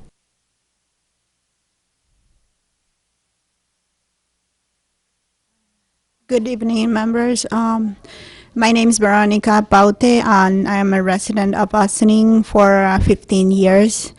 I would just like to say my people, it's scared. I'm scared. Our children are hurt. There's families who are being separated. And I would like to ask you to support us. Ossining has a 30% of Spanish population, and I believe half of it are illegal. And we cannot pretend to be blind about it. And I would like you to support this population in any way. You know, we live here, we pay taxes, we do the right thing in every possible way. And I would like to ask the chief if you do know about the Immigration Protection Act that passed in White Plains, and how sure can we be to to come here to the court for whatever reason, and not be afraid of the ICE to be called on us. I am familiar with it, and in fact, I had meetings with our county legislator to help develop that policy when it was being put into place. I'm not sure I quite understand what your last question was, though. You said... yeah, if you do know, and like, if we come here to the court, because it happened to my brother. Actually, he got deported 2 weeks ago. His case began here in Ossining in 2005, and ICE came and they got him in 2009. 6 months ago, they came to his house and arrested him, and 2 weeks ago he got deported. So most of us are afraid now, if you get in trouble for any reason, you go to court, and then after you're done, ICE officers are waiting for you outside. Okay, so this was a lengthy conversation we had when that policy was being developed about who would cooperate with ICE and what does cooperation mean. Okay, so I think your question's a little different than what we were speaking about before, about if they're coming to your home and what our role would be in that. As far as if you're in court, if you're coming here for court, we don't have control over whether or not they wait for people outside, but I know that the courts usually have rules about who's allowed to and what activities you do inside. That mostly falls on the authority of the court. and policies from within ICE. Typically, they don't arrest people in the courtroom. We can't prevent them from doing stuff outside, but I can also tell you that what we don't do is sit outside of court waiting for people to come out that are undocumented to hold them for ICE. We don't take instruction from them. I'm sorry, I'm cutting myself off. Well, I guess that's all I can say, right? Okay. I don't know how to make it stop. Hang on. Oh, stop it. Amy, make that go away. All right. Technology. So our role is not to organically enforce immigration laws, right? Meaning that we don't go out for the purpose of that. We won't be on the street stopping people and saying, what's your status here? That's not what we do. Just take it in another room or something. Put it underwater. We don't stop people on the street and ask you what your status is. If you come here as a victim, we don't have any conversation with you about what your status is. If you're arrested here, the only time that we make any notification to immigration is through fingerprint hits when people are arrested, and that's an automatic process that we have no control over because it goes through the state in that process. It's not a call to ICE. So we really have very little to do with them. The conversation we're having here today is about having law enforcement agencies operating in our community without our knowledge, so that when we come to a meeting tonight and you say, I'd like to know what happened, I can't sit here. It's not right for me to sit here and say, I don't know. You know, I should be able to give you more information. But rest assured that if you come to our police department as a victim, your status as an immigrant in this country is not one of the conversations that we have. Okay. Thank you very much.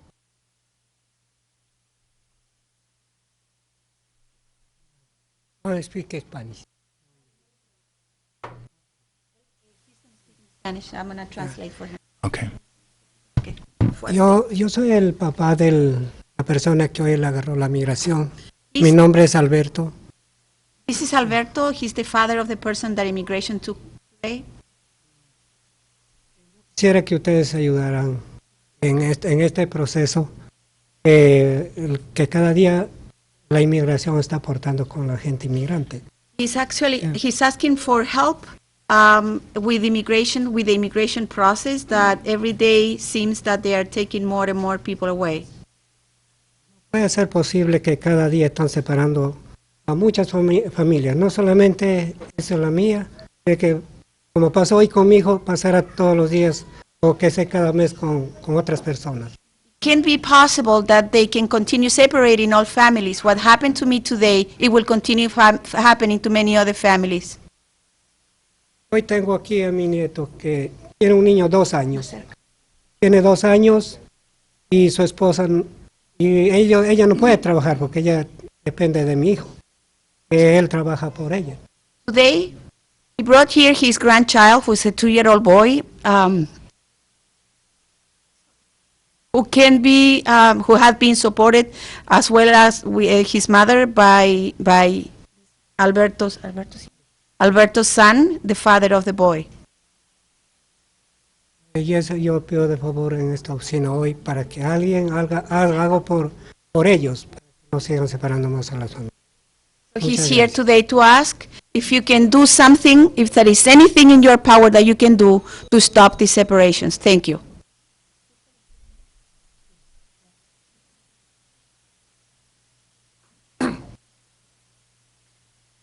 Good evening, dear members of the board. Good evening, brothers and sisters. My name is Luis Yumbla. I'm from the Hudson Valley Community Coalition, and talking on behalf of the family was living in very difficult situation. ICE officer, around 10 ICE officers, came to the house early in the morning and caused a lot of pain in the family. I want to ask you, the board, the Ossining Trustees Board, what are you going to do for these residents of your town or your city? Because clearly I asked the families if they want detained for the police before, if they have some criminal record, and obviously they don't have any criminal records. What the ICE came today asking for some person, and they don't find the person who looking for, and then taking them the person who was in the house. And not just like that, they treat really, really bad to the wife. The wife had the scars in the head. He was a handcuffed and treated in the really, really bad way. So my question is, how the local authorities going to act and react when this is happening in our towns, when the ICE force came in the more inhuman way and take the people like criminals. I have here the wife of the person who was detained. She has the scare right here, and she now is scared to open the door. She now is scared when somebody knock on the door because she's never going to see what is going to happen. I'm very glad the chief of police here. I know they support the community. They said they here to keep safe, to keep the people safe. And I know they doing the best in the way. But I also asking why ICE don't notify the police when they come into the towns and avoid this situation. Now the family is scared and is going to live in the terror the rest of the days. So I want to ask, and thank you very much for the opportunity, and probably is going to have some kind of meeting with the police and talking more about the situation. Thank you very much. Can I just ask you a question, sir? Hi, I'm sorry. You're the coalition? I didn't hear the whole name of the coalition. Yeah. I'm sorry. Hudson Valley Community Coalition. Community Coalition. Yes. Thank you. Thank you. I'm sorry, before she goes, can I just clarify one point there? And I appreciate everything you said. They did notify us. ICE notified us that they were here this morning. We didn't send an officer with them. That's my point of contention today, is that we should be not just aware that we're here, but we want to be physically present so that if there's an allegation that something goes wrong, we can observe that. My only concern is your question about what we would do with that information once we find out that they're here. And I think that we all have different definitions of what safe means. I mean, I certainly feel for you that a family's been broken today. But we have to set realistic expectations that when we're notified that ICE is here, we would not make public announcements to let people know that we can't do that. If we do that, they'll no longer communicate with us. Okay. Mi nombre es Marcia Pinos. Ella se llama Marcia Pinos. Estoy aquí porque... You did it in Spanish. English, Marcela. Oh, sorry, started all over. Her name is Marcia Pinos. Hello. Estoy aquí porque hoy en la mañana se llevaron a mi esposo. Es mi caso, pero hay muchos también que está pasando, no solo conmigo, pero desde hoy en adelante me quedo sin la ayuda de él porque él era mi soporte, él pagaba todo, él prácticamente era todo en mí porque lo que yo gano no me alcanza, apenas pago la babysitter y nada más, entonces no sé qué va a pasar después. Entonces hay personas que hoy en día me han apoyado mucho porque es en un solo día que muchas personas estaban ahí ayudando, no sé, prácticamente hoy mi cabeza no está aquí, no sé qué voy a poder hacer. Entonces pido a ustedes que si pueden ayudar en algo para que él pueda salir rápido, no lo deporten, se quede aquí mismo y para que él me ayude conmigo. She said more than 1 minute. She said that today she's presenting her case. It was her husband, the one who was taken away by immigrations. He was her total support. He paid for everything.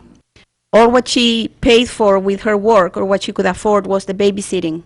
So if there is anything under your power that you can help her and the family to expedite his freedom, because the family really needs it. He really needs it.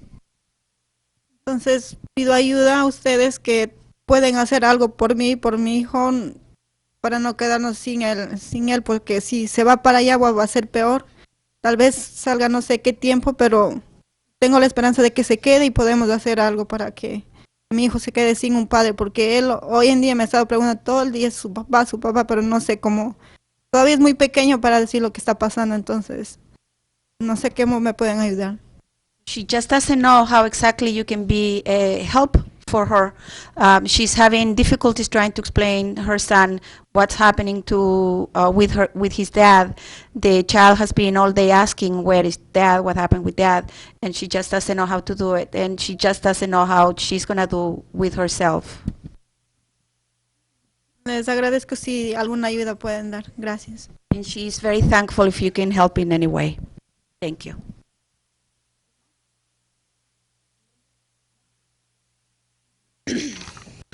Okay. Yo soy Marcela Levin, de Ossining, from Ossining. About 19, 20 years living in Ossining.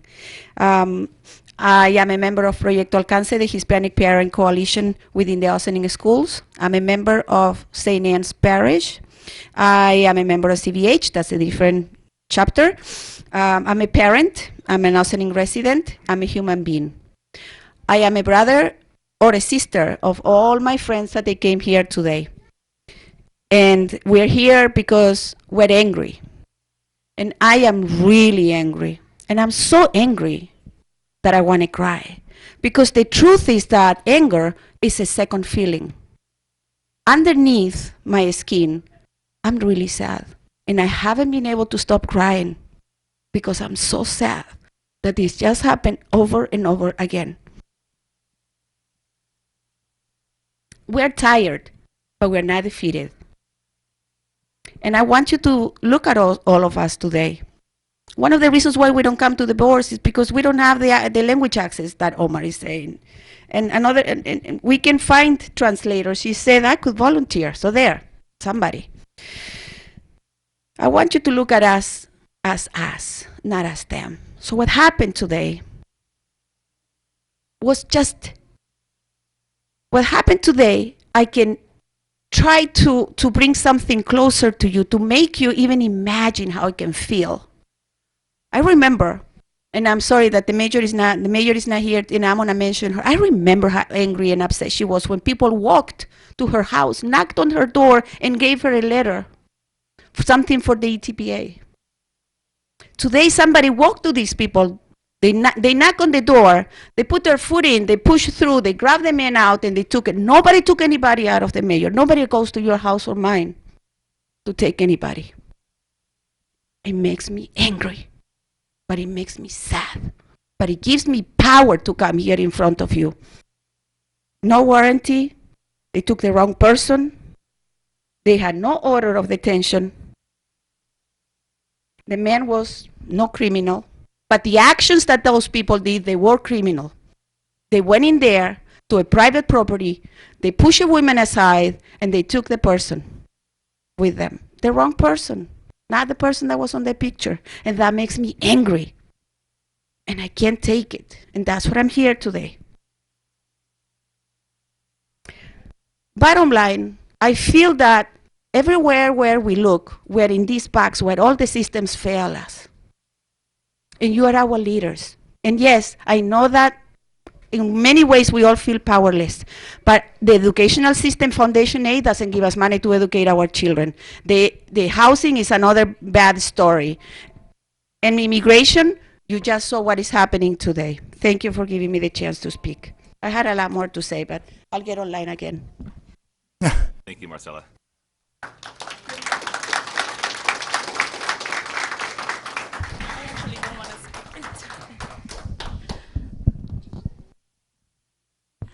Hi, everyone. Good evening.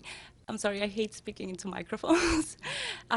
Anyway, so what happened today and what keeps happening, like Marcela said, really makes me sad and angry. I have a question. I know today you can't speak of what happened today because, you know, you or the officers were not there. Moving forward, you're saying that you want your presence to be there. That's perfect. I will love that. I have a specific question, though. In the case today, I know that the warrant maybe that they had was not for that person. So moving forward, what I'm asking is if an officer is present there and the warrant is not for that person that they are taking, can they still just take that person? And would an officer maybe step in and say, wait a minute, because I believe the wife was actually asking, you know, and I'm sorry, moving forward, if someone is asking for a warrant and the warrant is not there for the person that they are trying to take, can anything be done about that? Sure. I don't know that I can answer all of your questions, but what I can tell you is that I think that even my department has a lot still to learn about the procedures with ICE, and that's one of the reasons that I want to be able to meet with some of their supervisors so that we can find out exactly the answers to things like this. The types of warrants that they deal in are different than the ones that we deal in. Ours come from state court, and there's a whole different set of rules for some of the things specific to immigration. So, so my answer to that is I'm going to find out. And when I know all of those things, I think that's important stuff. That's the kind of stuff we need to discuss at community meetings. And I think that some of the other advocacy agencies know a lot about these things, and probably even more than I do. You know, I know that your questions sort of reflect the fact pattern of what went on today, and I think that just from the brief conversation I had with at least one official from ICE this afternoon, I think that there's some things that went on today that not everybody knows about or even quite understands. So what we would do in a certain situation, I don't know if that's a topic for a public meeting unless I really could have all the facts, but it's something that you and I could probably sit down and talk about.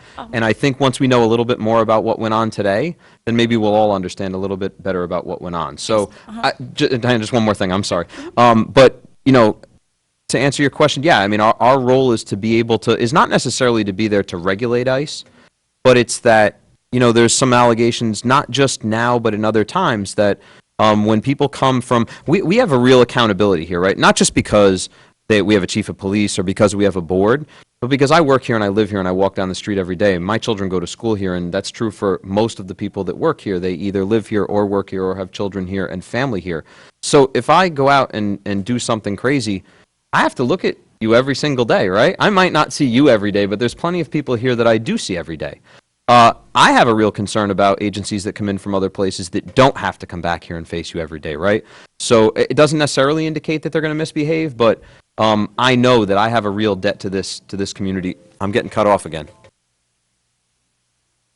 I learned how to do this now. Hang on. There we go.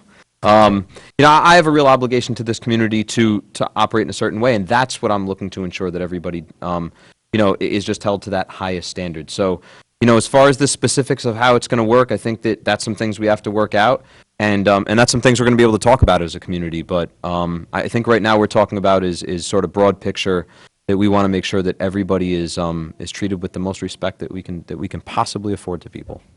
May I? Okay, I'm sorry, I forgot to introduce myself. My name is Janet, and I've been an Austin resident for 17 years now, I believe.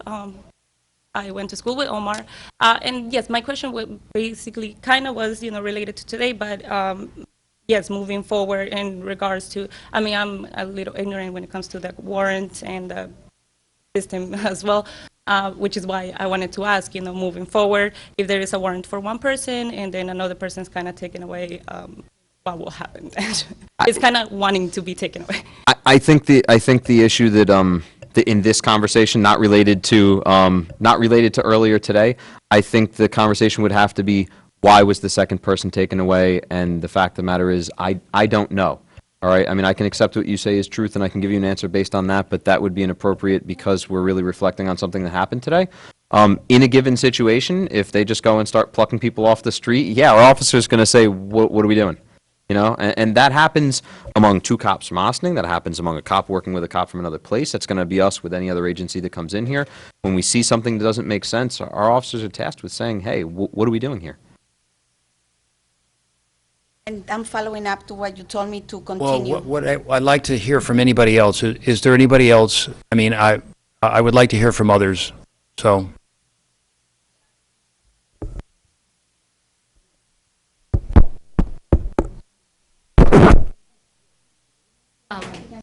Hello, Kate Permit, resident 27 years, and very, very, very, very upset. I was watching you on TV, and I came right down. Three things. One, we've had a lot of disasters. We've had the oil spill, we've had the fire at the Opera House, we had the wall fall down. This morning was the worst disaster yet, in terms of my opinion, of hurting the Ossining community. And I really very upset, as many are, about how ICE came in and snatched a father from his family. Second is a question. I watched the video. I thought it was our police. I couldn't tell from their uniforms. Somebody's knocking on the door. The back of the jacket says police. I would open it. What do I know? So if you could check that out too, how our residents can distinguish between ICE and our local police who are trying to keep us safe, I would really appreciate it. Third, and we'll post this, I hope, via Neighbors Link and some other places where I volunteer, Everyone here has a constitutional right under the Fourth Amendment that they do not have to consent to having your home searched and your belongings unless the person at the door has a warrant signed by a judge or magistrate with their exact name on it. Also, based on the Fifth Amendment rights under the U.S. Constitution, everyone has the right to remain silent if they do not wish to speak. That is their choice, and I think we should post this in English and Spanish on every door in our community, including our public buildings, so everyone knows their rights. And I'll try and get someone, I don't speak Spanish, to help me translate all of that. Thank you very much. Thank you.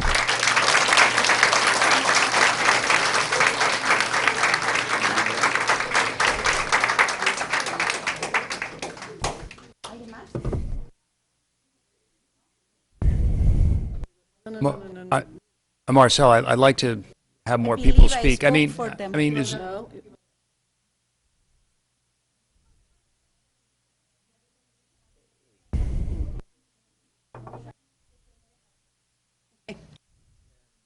Buenas noches a todos.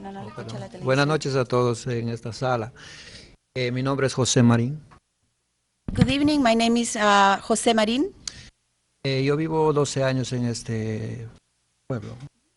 I live in Ossining, in this town, for about 12 years. Tengo dos hijos, el uno tiene 14 años y mi hija tiene 22 años. I have two children, one is 14 and my daughter is 20. Yo estoy muy preocupado por lo que ha pasado esta mañana. Me duele mucho saber lo que ha pasado con esta familia, que son hispanos como yo. I'm very worried about what happened this morning. I'm very sad about what happened with this family who are Hispanic like me. Yo quisiera hacer una pregunta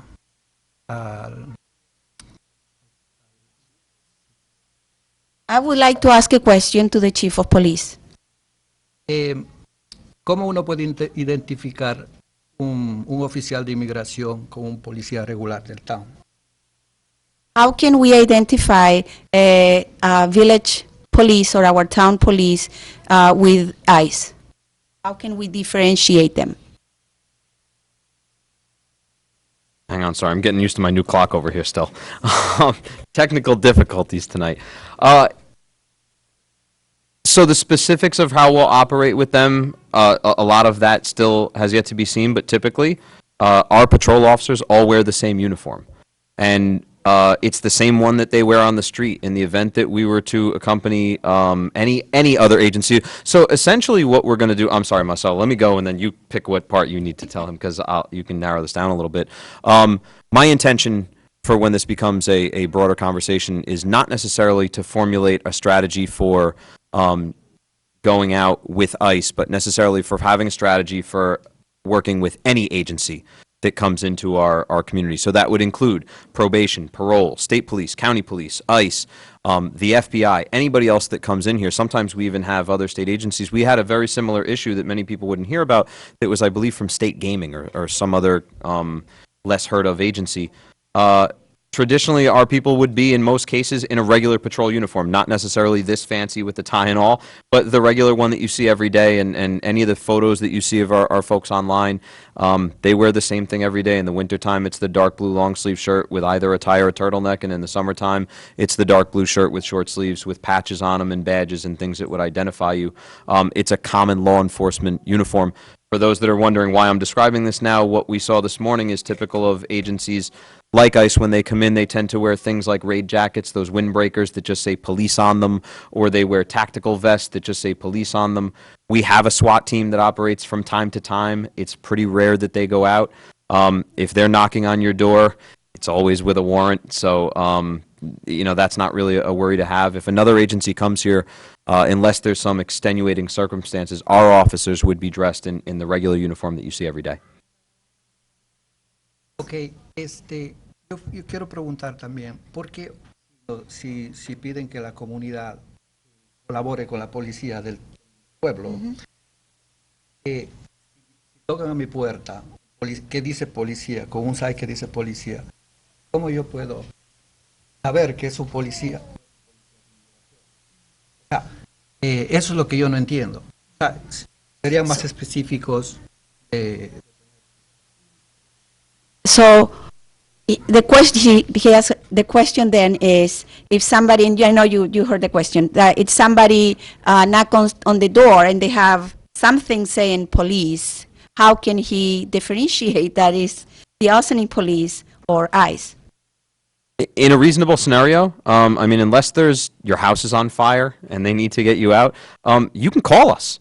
If somebody's knocking on your door and says, we're the police, and you don't believe them, never mind if it's immigration. If anyone knocks on your door and says, we're the police, and doesn't have the ability to identify themselves, it could be somebody doing wrong. And call us. We've had times where our uniformed officers have stood at the door and knocked, and people still called.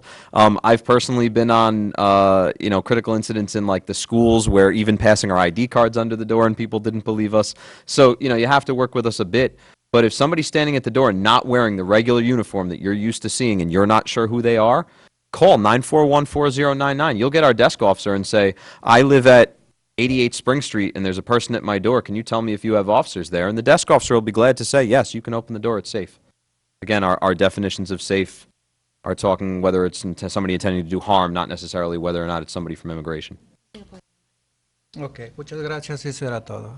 Thank you so much. That was it.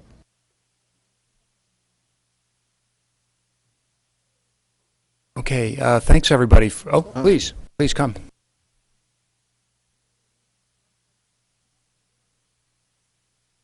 Hello, everyone. I wanted to say something. I don't Give live us your here name. Just your name, please. Oh, my name is Sonia Peña. And I don't live here. I'm not a resident from Ossining. I live in Sleepy Hollow, but I'm still human.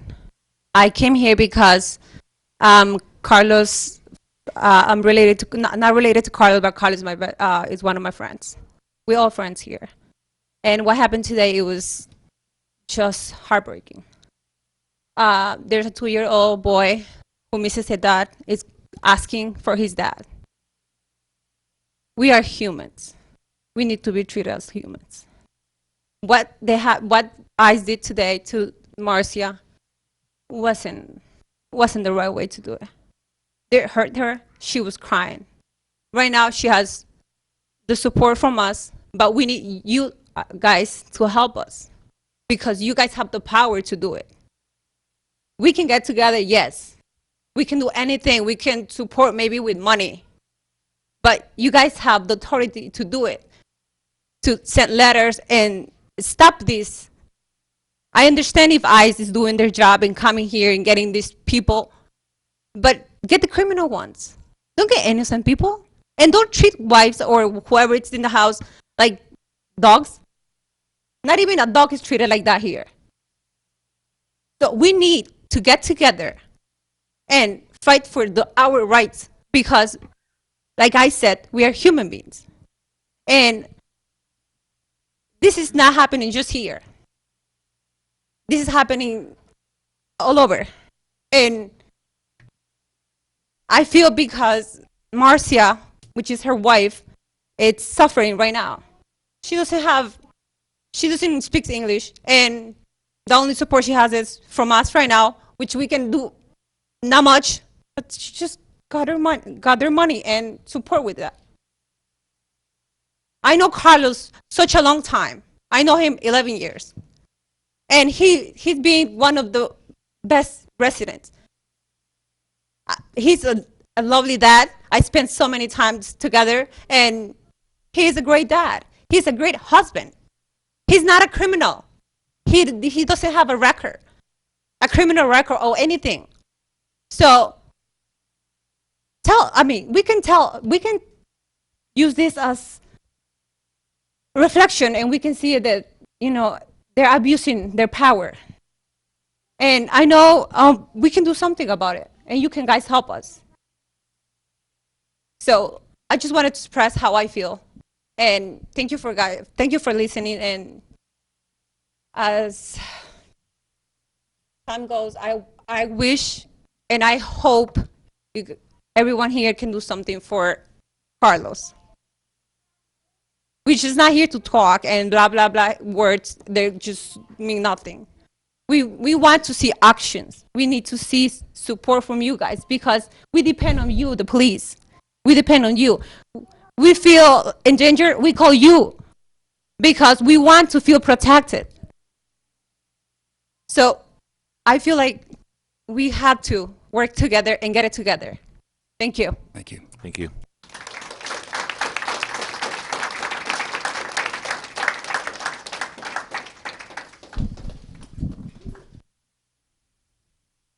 Is there anyone else who'd like to speak from the public?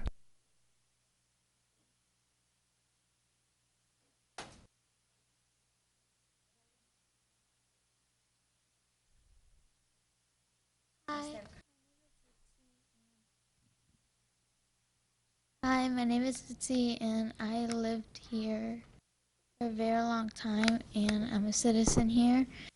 And in my feelings, in my heart, I feel like this is like my, like, I don't like when people take innocent people that didn't have anything to do with the people who were here. I think that the people who deserve to have a life and the husband that taken, I feel bad for the wife. I think the wife is suffering through a lot of pain. And, I think that I should like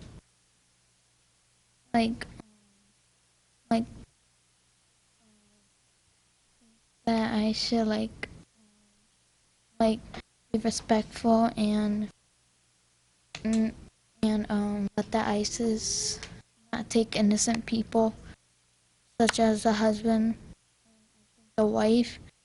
Like when somebody is taking their husband that is not innocent of nothing.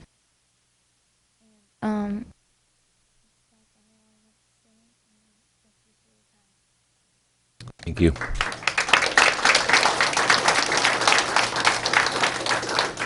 Good evening. My name is Fernando Castillo. I'm here. This is my daughter. I was with her today because she wants to support this situation. And like everybody knows, I like the idea that Chief say about it. There should be one officer go with the eyes and the check and making sure everything goes the right way, like the person supposed to be taken. You guys went a lot of difficult things to this week, between whatever happened Monday. Thank you for your help. I mean, the police, also the police, they do a very good job. I like what you're doing. I like your program, everything with the community, and I feel safety.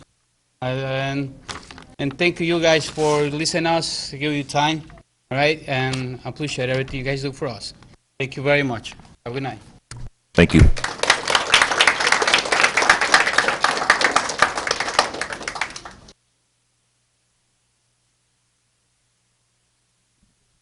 Hello, my name is Catherine Chuney. I'm a resident of Ossining for my whole life, so 23 years. I'm thankful to have lived in Ossining my whole life. My parents picked a good town to settle in, and all of these people too. We practically all came from the same place, the same town, Ecuador, everywhere. This place is so diverse, and I'm so thankful to have lived somewhere where I don't see any racism or any badness in that type of way.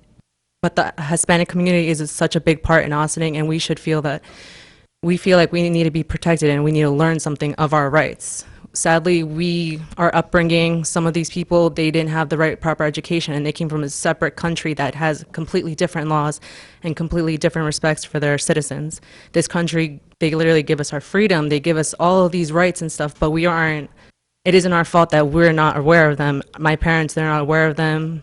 Aunts, uncles, friends, they're not aware of them. So going off of what other speaker said, I feel the community should do a little something to educate us and show us that you aren't out to get us, the community is out to get us, the police department isn't. They're doing everything they can to help us, and thank you for all of that. Thank you for trying to be a presence, and I know today was a separate situation, but it's our fear. It's my fear. It's everyone's fear. So if we could just do a little something to educate us and make sure that we know what our rights are. We know that we don't have to let people in. We know that we can call the police and they're not working with these separate position like ICE. Thank you. Thank you.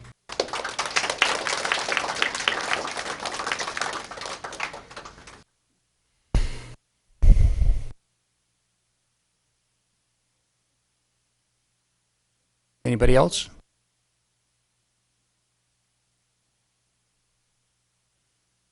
Well, I thank you all for coming this evening. I'd like. Well, no, we're gonna we really. It was actually on regarding his No, statement. Marcella, if you want to talk to the chief on the side, I think that's great. But I think my colleagues would like to say a few things, and we've still got more of a Sure, meeting to do. sure. So I'd really appreciate I that. hear what you're saying, but I also have to say that I heard you at the beginning saying you can do answer back at the end, and so Well, I that's was what just this, well, that's what this is. Everybody gets 3 minutes. This is- right. But my 3 minutes, I came with an agenda for my 3 minutes. The other one was answering what Chief Sylvester was going to say, and all what I have to say is very positive. What he was saying, it was beautiful. And all what I wanted him to do is to make it public, to make it written, so the people that they came here today could also understand what he was saying. Okay. Thank you. Fair enough. Thank you. Thank you. Who would like to start? Sure, I'll start.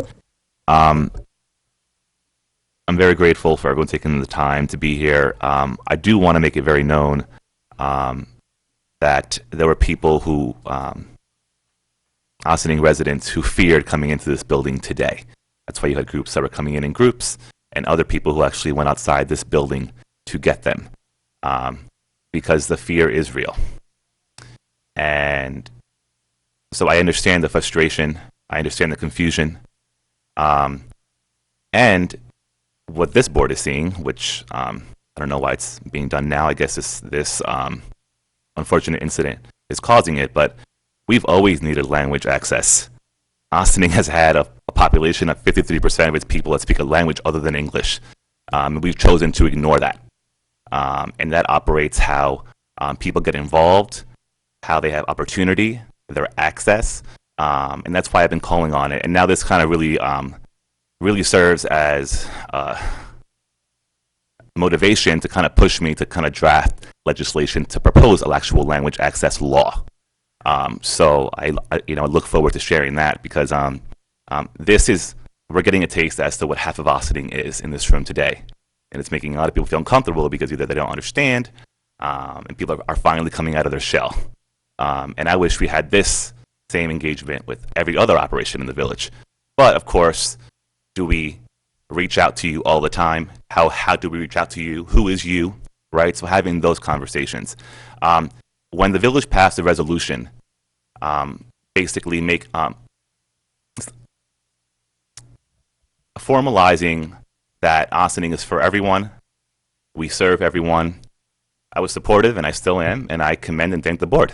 But my comment at that meeting, as it was with many other advocates in that room, including Neighbors Link, was that I didn't understand or I didn't see what the procedure was or how to share that procedure with the public as to what happened exactly when Ossining police get there, what their role is step by step. And the disagreement was that we don't go into procedure.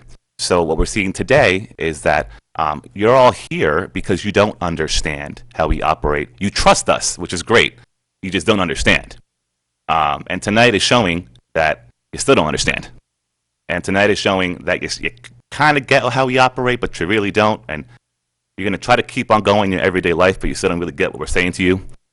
So I do need to have a discussion with the board as far as what is the board's role in working collaboratively, equitably with law enforcement as a whole, and how we're going to be developing policies in writing and with public participation, and also with the help of nonprofits and safety nets.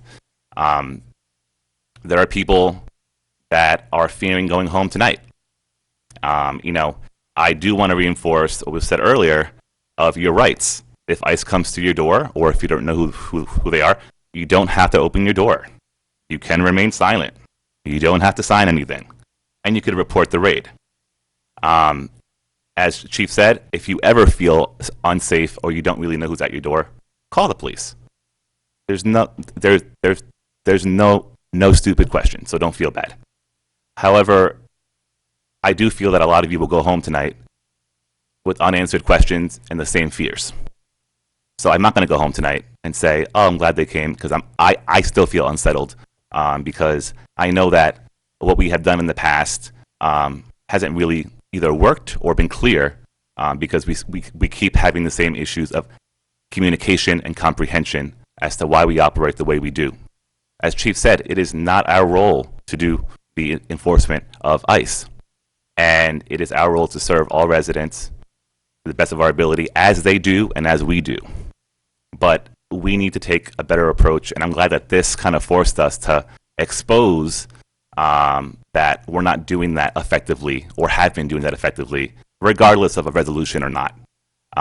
And tonight may have not been the perfect meeting to do this, but back and forth with either our department heads or the chief or the board at a public comment section, which is why there has to be an actual plan and procedure on how to get public input in a more effective and documented and accountable way. Thank you so much. I look forward to working with you guys on this, and have a good night.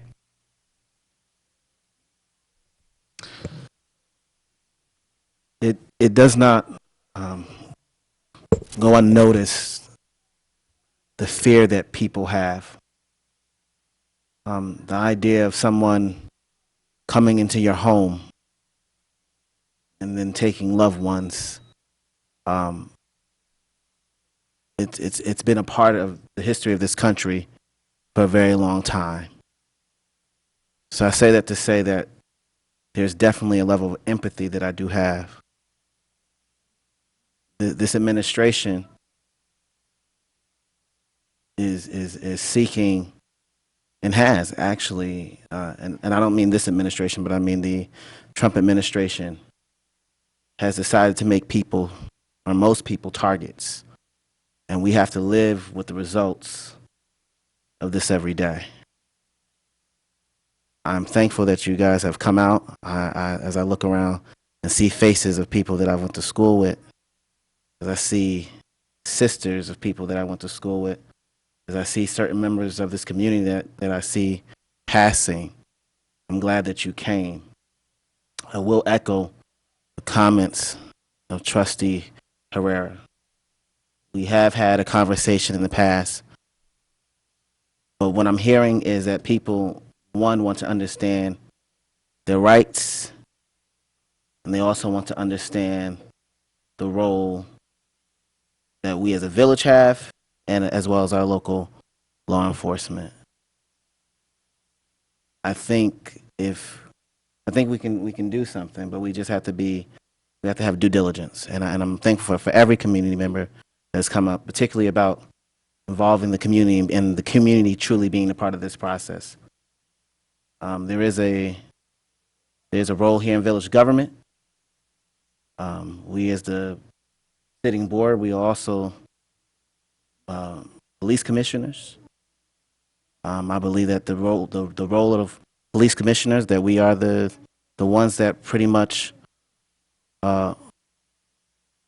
hold our local law enforcement accountable. So I think this is the beginning of a conversation. I'm glad that there is trust, that people, for the most part, that people do trust our local police, and I think that this is the beginning of another conversation for us to be a little more clear about the roles that ICE plays and local law enforcement plays, and the general conversation about people's rights and making sure that homes are not violated, so that people can feel safe and continue to report issues that happen in this community. Sorry, John, if I could just interrupt for a minute. You referenced needing a board of police commissioners and holding the local police department accountable. And Omar, you'd mentioned the role of local law enforcement. We had nothing to do with this today. And Omar, you may not have been here, but the rest of you are here when you sternly objected to the police department participating in anything that ICE did. We made a strong position that we go with them. Today's only mistake by the police department was my decision that because it would have cost overtime to have a cop accompany them, that I failed to assign a cop to ICE today. We had nothing to do with this operation, so if there's anything to be held accountable for, I'm not really sure what the police department did other than my decision to not spend the overtime to assign somebody to a federal investigation. So I'm concerned about the message to the public that the police need to be held accountable. If I've done something wrong, I'll be glad to answer for my actions, but I'm not sure what the police department would have done that we need to be held accountable for. So, Chief Sylvester, the comment wasn't necessary with reference to this particular situation, but there is in this room, people want to know what role will the police department play. So there was a large conversation before about really defining procedures. And at the time, at the board, we weren't clear on that, right? There are things that were clearly said today that are more clear today than what was said at that initial meeting. So again, it is one thing to say, again, if it's your desire to show up with ICE, right? I'm just playing this out, and you're going to the home, right? And ICE is knocking at the door. Are you at the door with ICE, right? Are you sitting in the car while ICE is there? If they call the police department and someone says the police is at the door, will the gentleman at the desk say, hey, it's the Austin police? Or like, how are you going to define? Like, are you going to say, hey, ICE is at the door? Or like all those little small questions that people have, it's important to answer. So this is not like,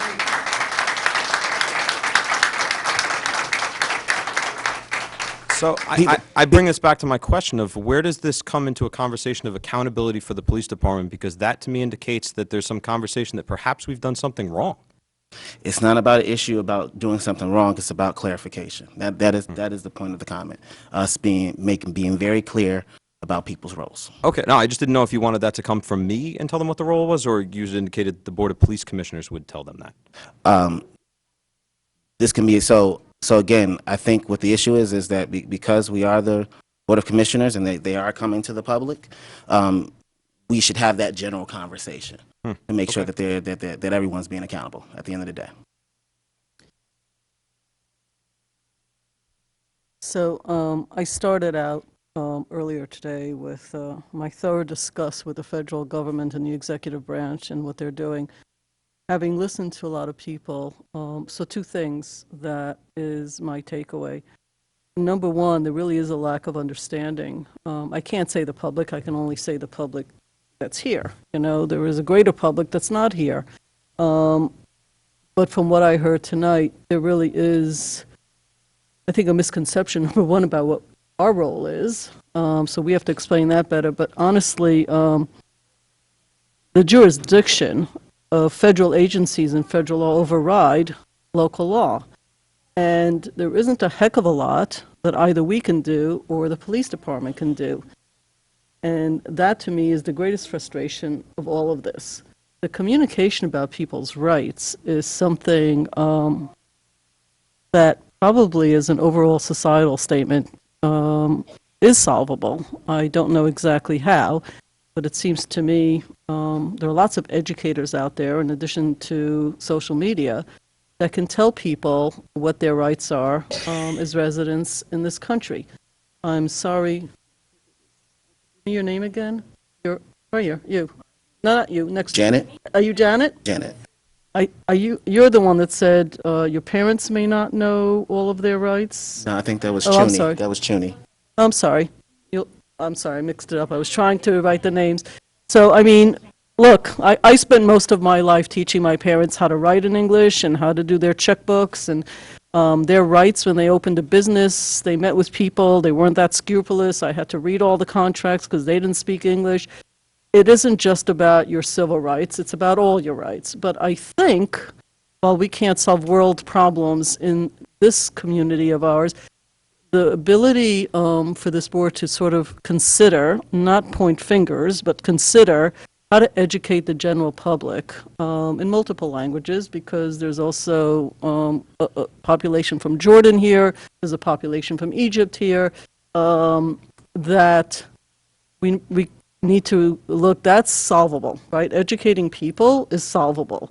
Controlling and how the local police and what rights you have from protection from a federal agency, I got to tell you, not much from a federal agency. That is the furor and the anger going around in all the states in this country, and that is the call to action for people to, in the midterms, vote out people in the federal government level and get rid of them. That's also some people's rights. But in our community right now, I think a better explanation of people's rights at their doorstep in multiple languages, I've got to believe that that's something we can actually help with. And I am pretty sure that we can do that also through our website without giving legal advice, because I'm not sure we're allowed to give legal advice, but we would have to talk about that. I know, short of crying and thinking about my parents being rounded up like this in their youth and what happened to them, gotta tell you, I hate this stuff, personally. Doesn't change the fact that we've asked the question of what we can actually do, and the answer is usually not a hell of a lot. I don't mean to talk to you personally, I just know that in that section there were similar questions. The village board has been highly diverse well before the five of us were here. It has been diverse and representative of this community by gender, by sexual preference, by ethnic background, by immigration status, by a whole bunch of stuff. Even before this, it's been very diverse, it is true. And it doesn't mean it represents everybody equally, I gotta be honest, but it's been highly diverse even before this board sat here, the five of us, in the past number of years. It's been a challenge. This is getting ugly, and it's getting really personal. So, Stuart, at some point, we've asked the question of what can we do? And we've got to figure out with either organizations what we're allowed to do, what we are not allowed to do, what we can do, what the police can do, and address it. This morning was, it was especially bad, but we've had this happen already a few times in our village and in municipalities across this county and across the state. I feel totally helpless at this point, but this has to take a top priority. If you could be of help for that, Stuart, and the village management, I would appreciate.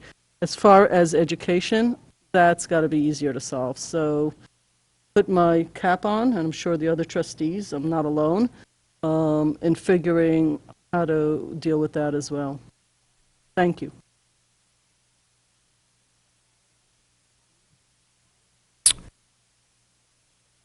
Let me begin by just thanking everybody for coming in and speaking tonight. My parents raised me to believe in a global world where everybody was the same. And I don't care what color you are or your ethnicity or your gender identification or anything. I don't care about any of that. I only care about you as a person, your life, and your right to have a pursuit of happiness and success. And I'm frankly just ashamed. I mean, I'm just our federal government and the current man that sits in the White House is a racist. Yes. He is an evil man. And what he does is wrong, and he uses ICE as his arm. And that, and you see it just becomes worse every day.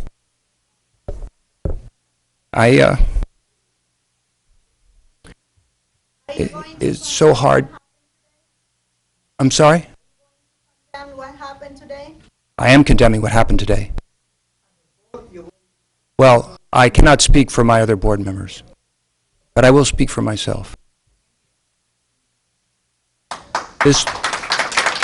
What's happening, it's not illegal, you know, to be, I don't know, I'm not going to get into this long thing other than to say that I'm deeply moved and I'm deeply hurt by the suffering that's happened here today, that's happened at the border, that happens all the time.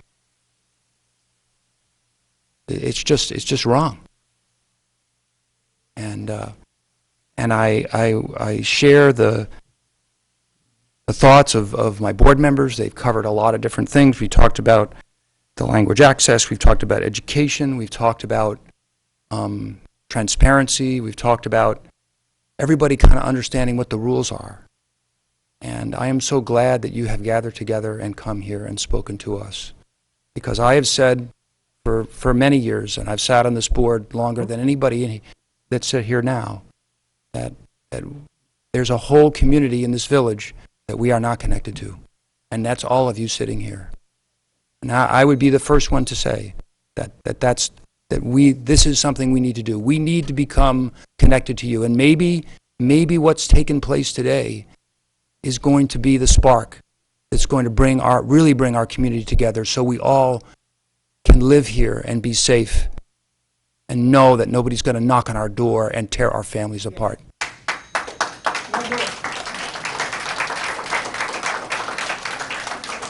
So I again, I wanted to thank everybody for coming this evening. And, we have some more work we have to do now, but I hope to shake everybody's hand at some point in the future. I hope you'll stop me in the street. I hope you'll talk to me and tell me what your troubles are, what's going on, because this is the connection we need to make. So thank you all very much. Okay. I think Motion to adjourn.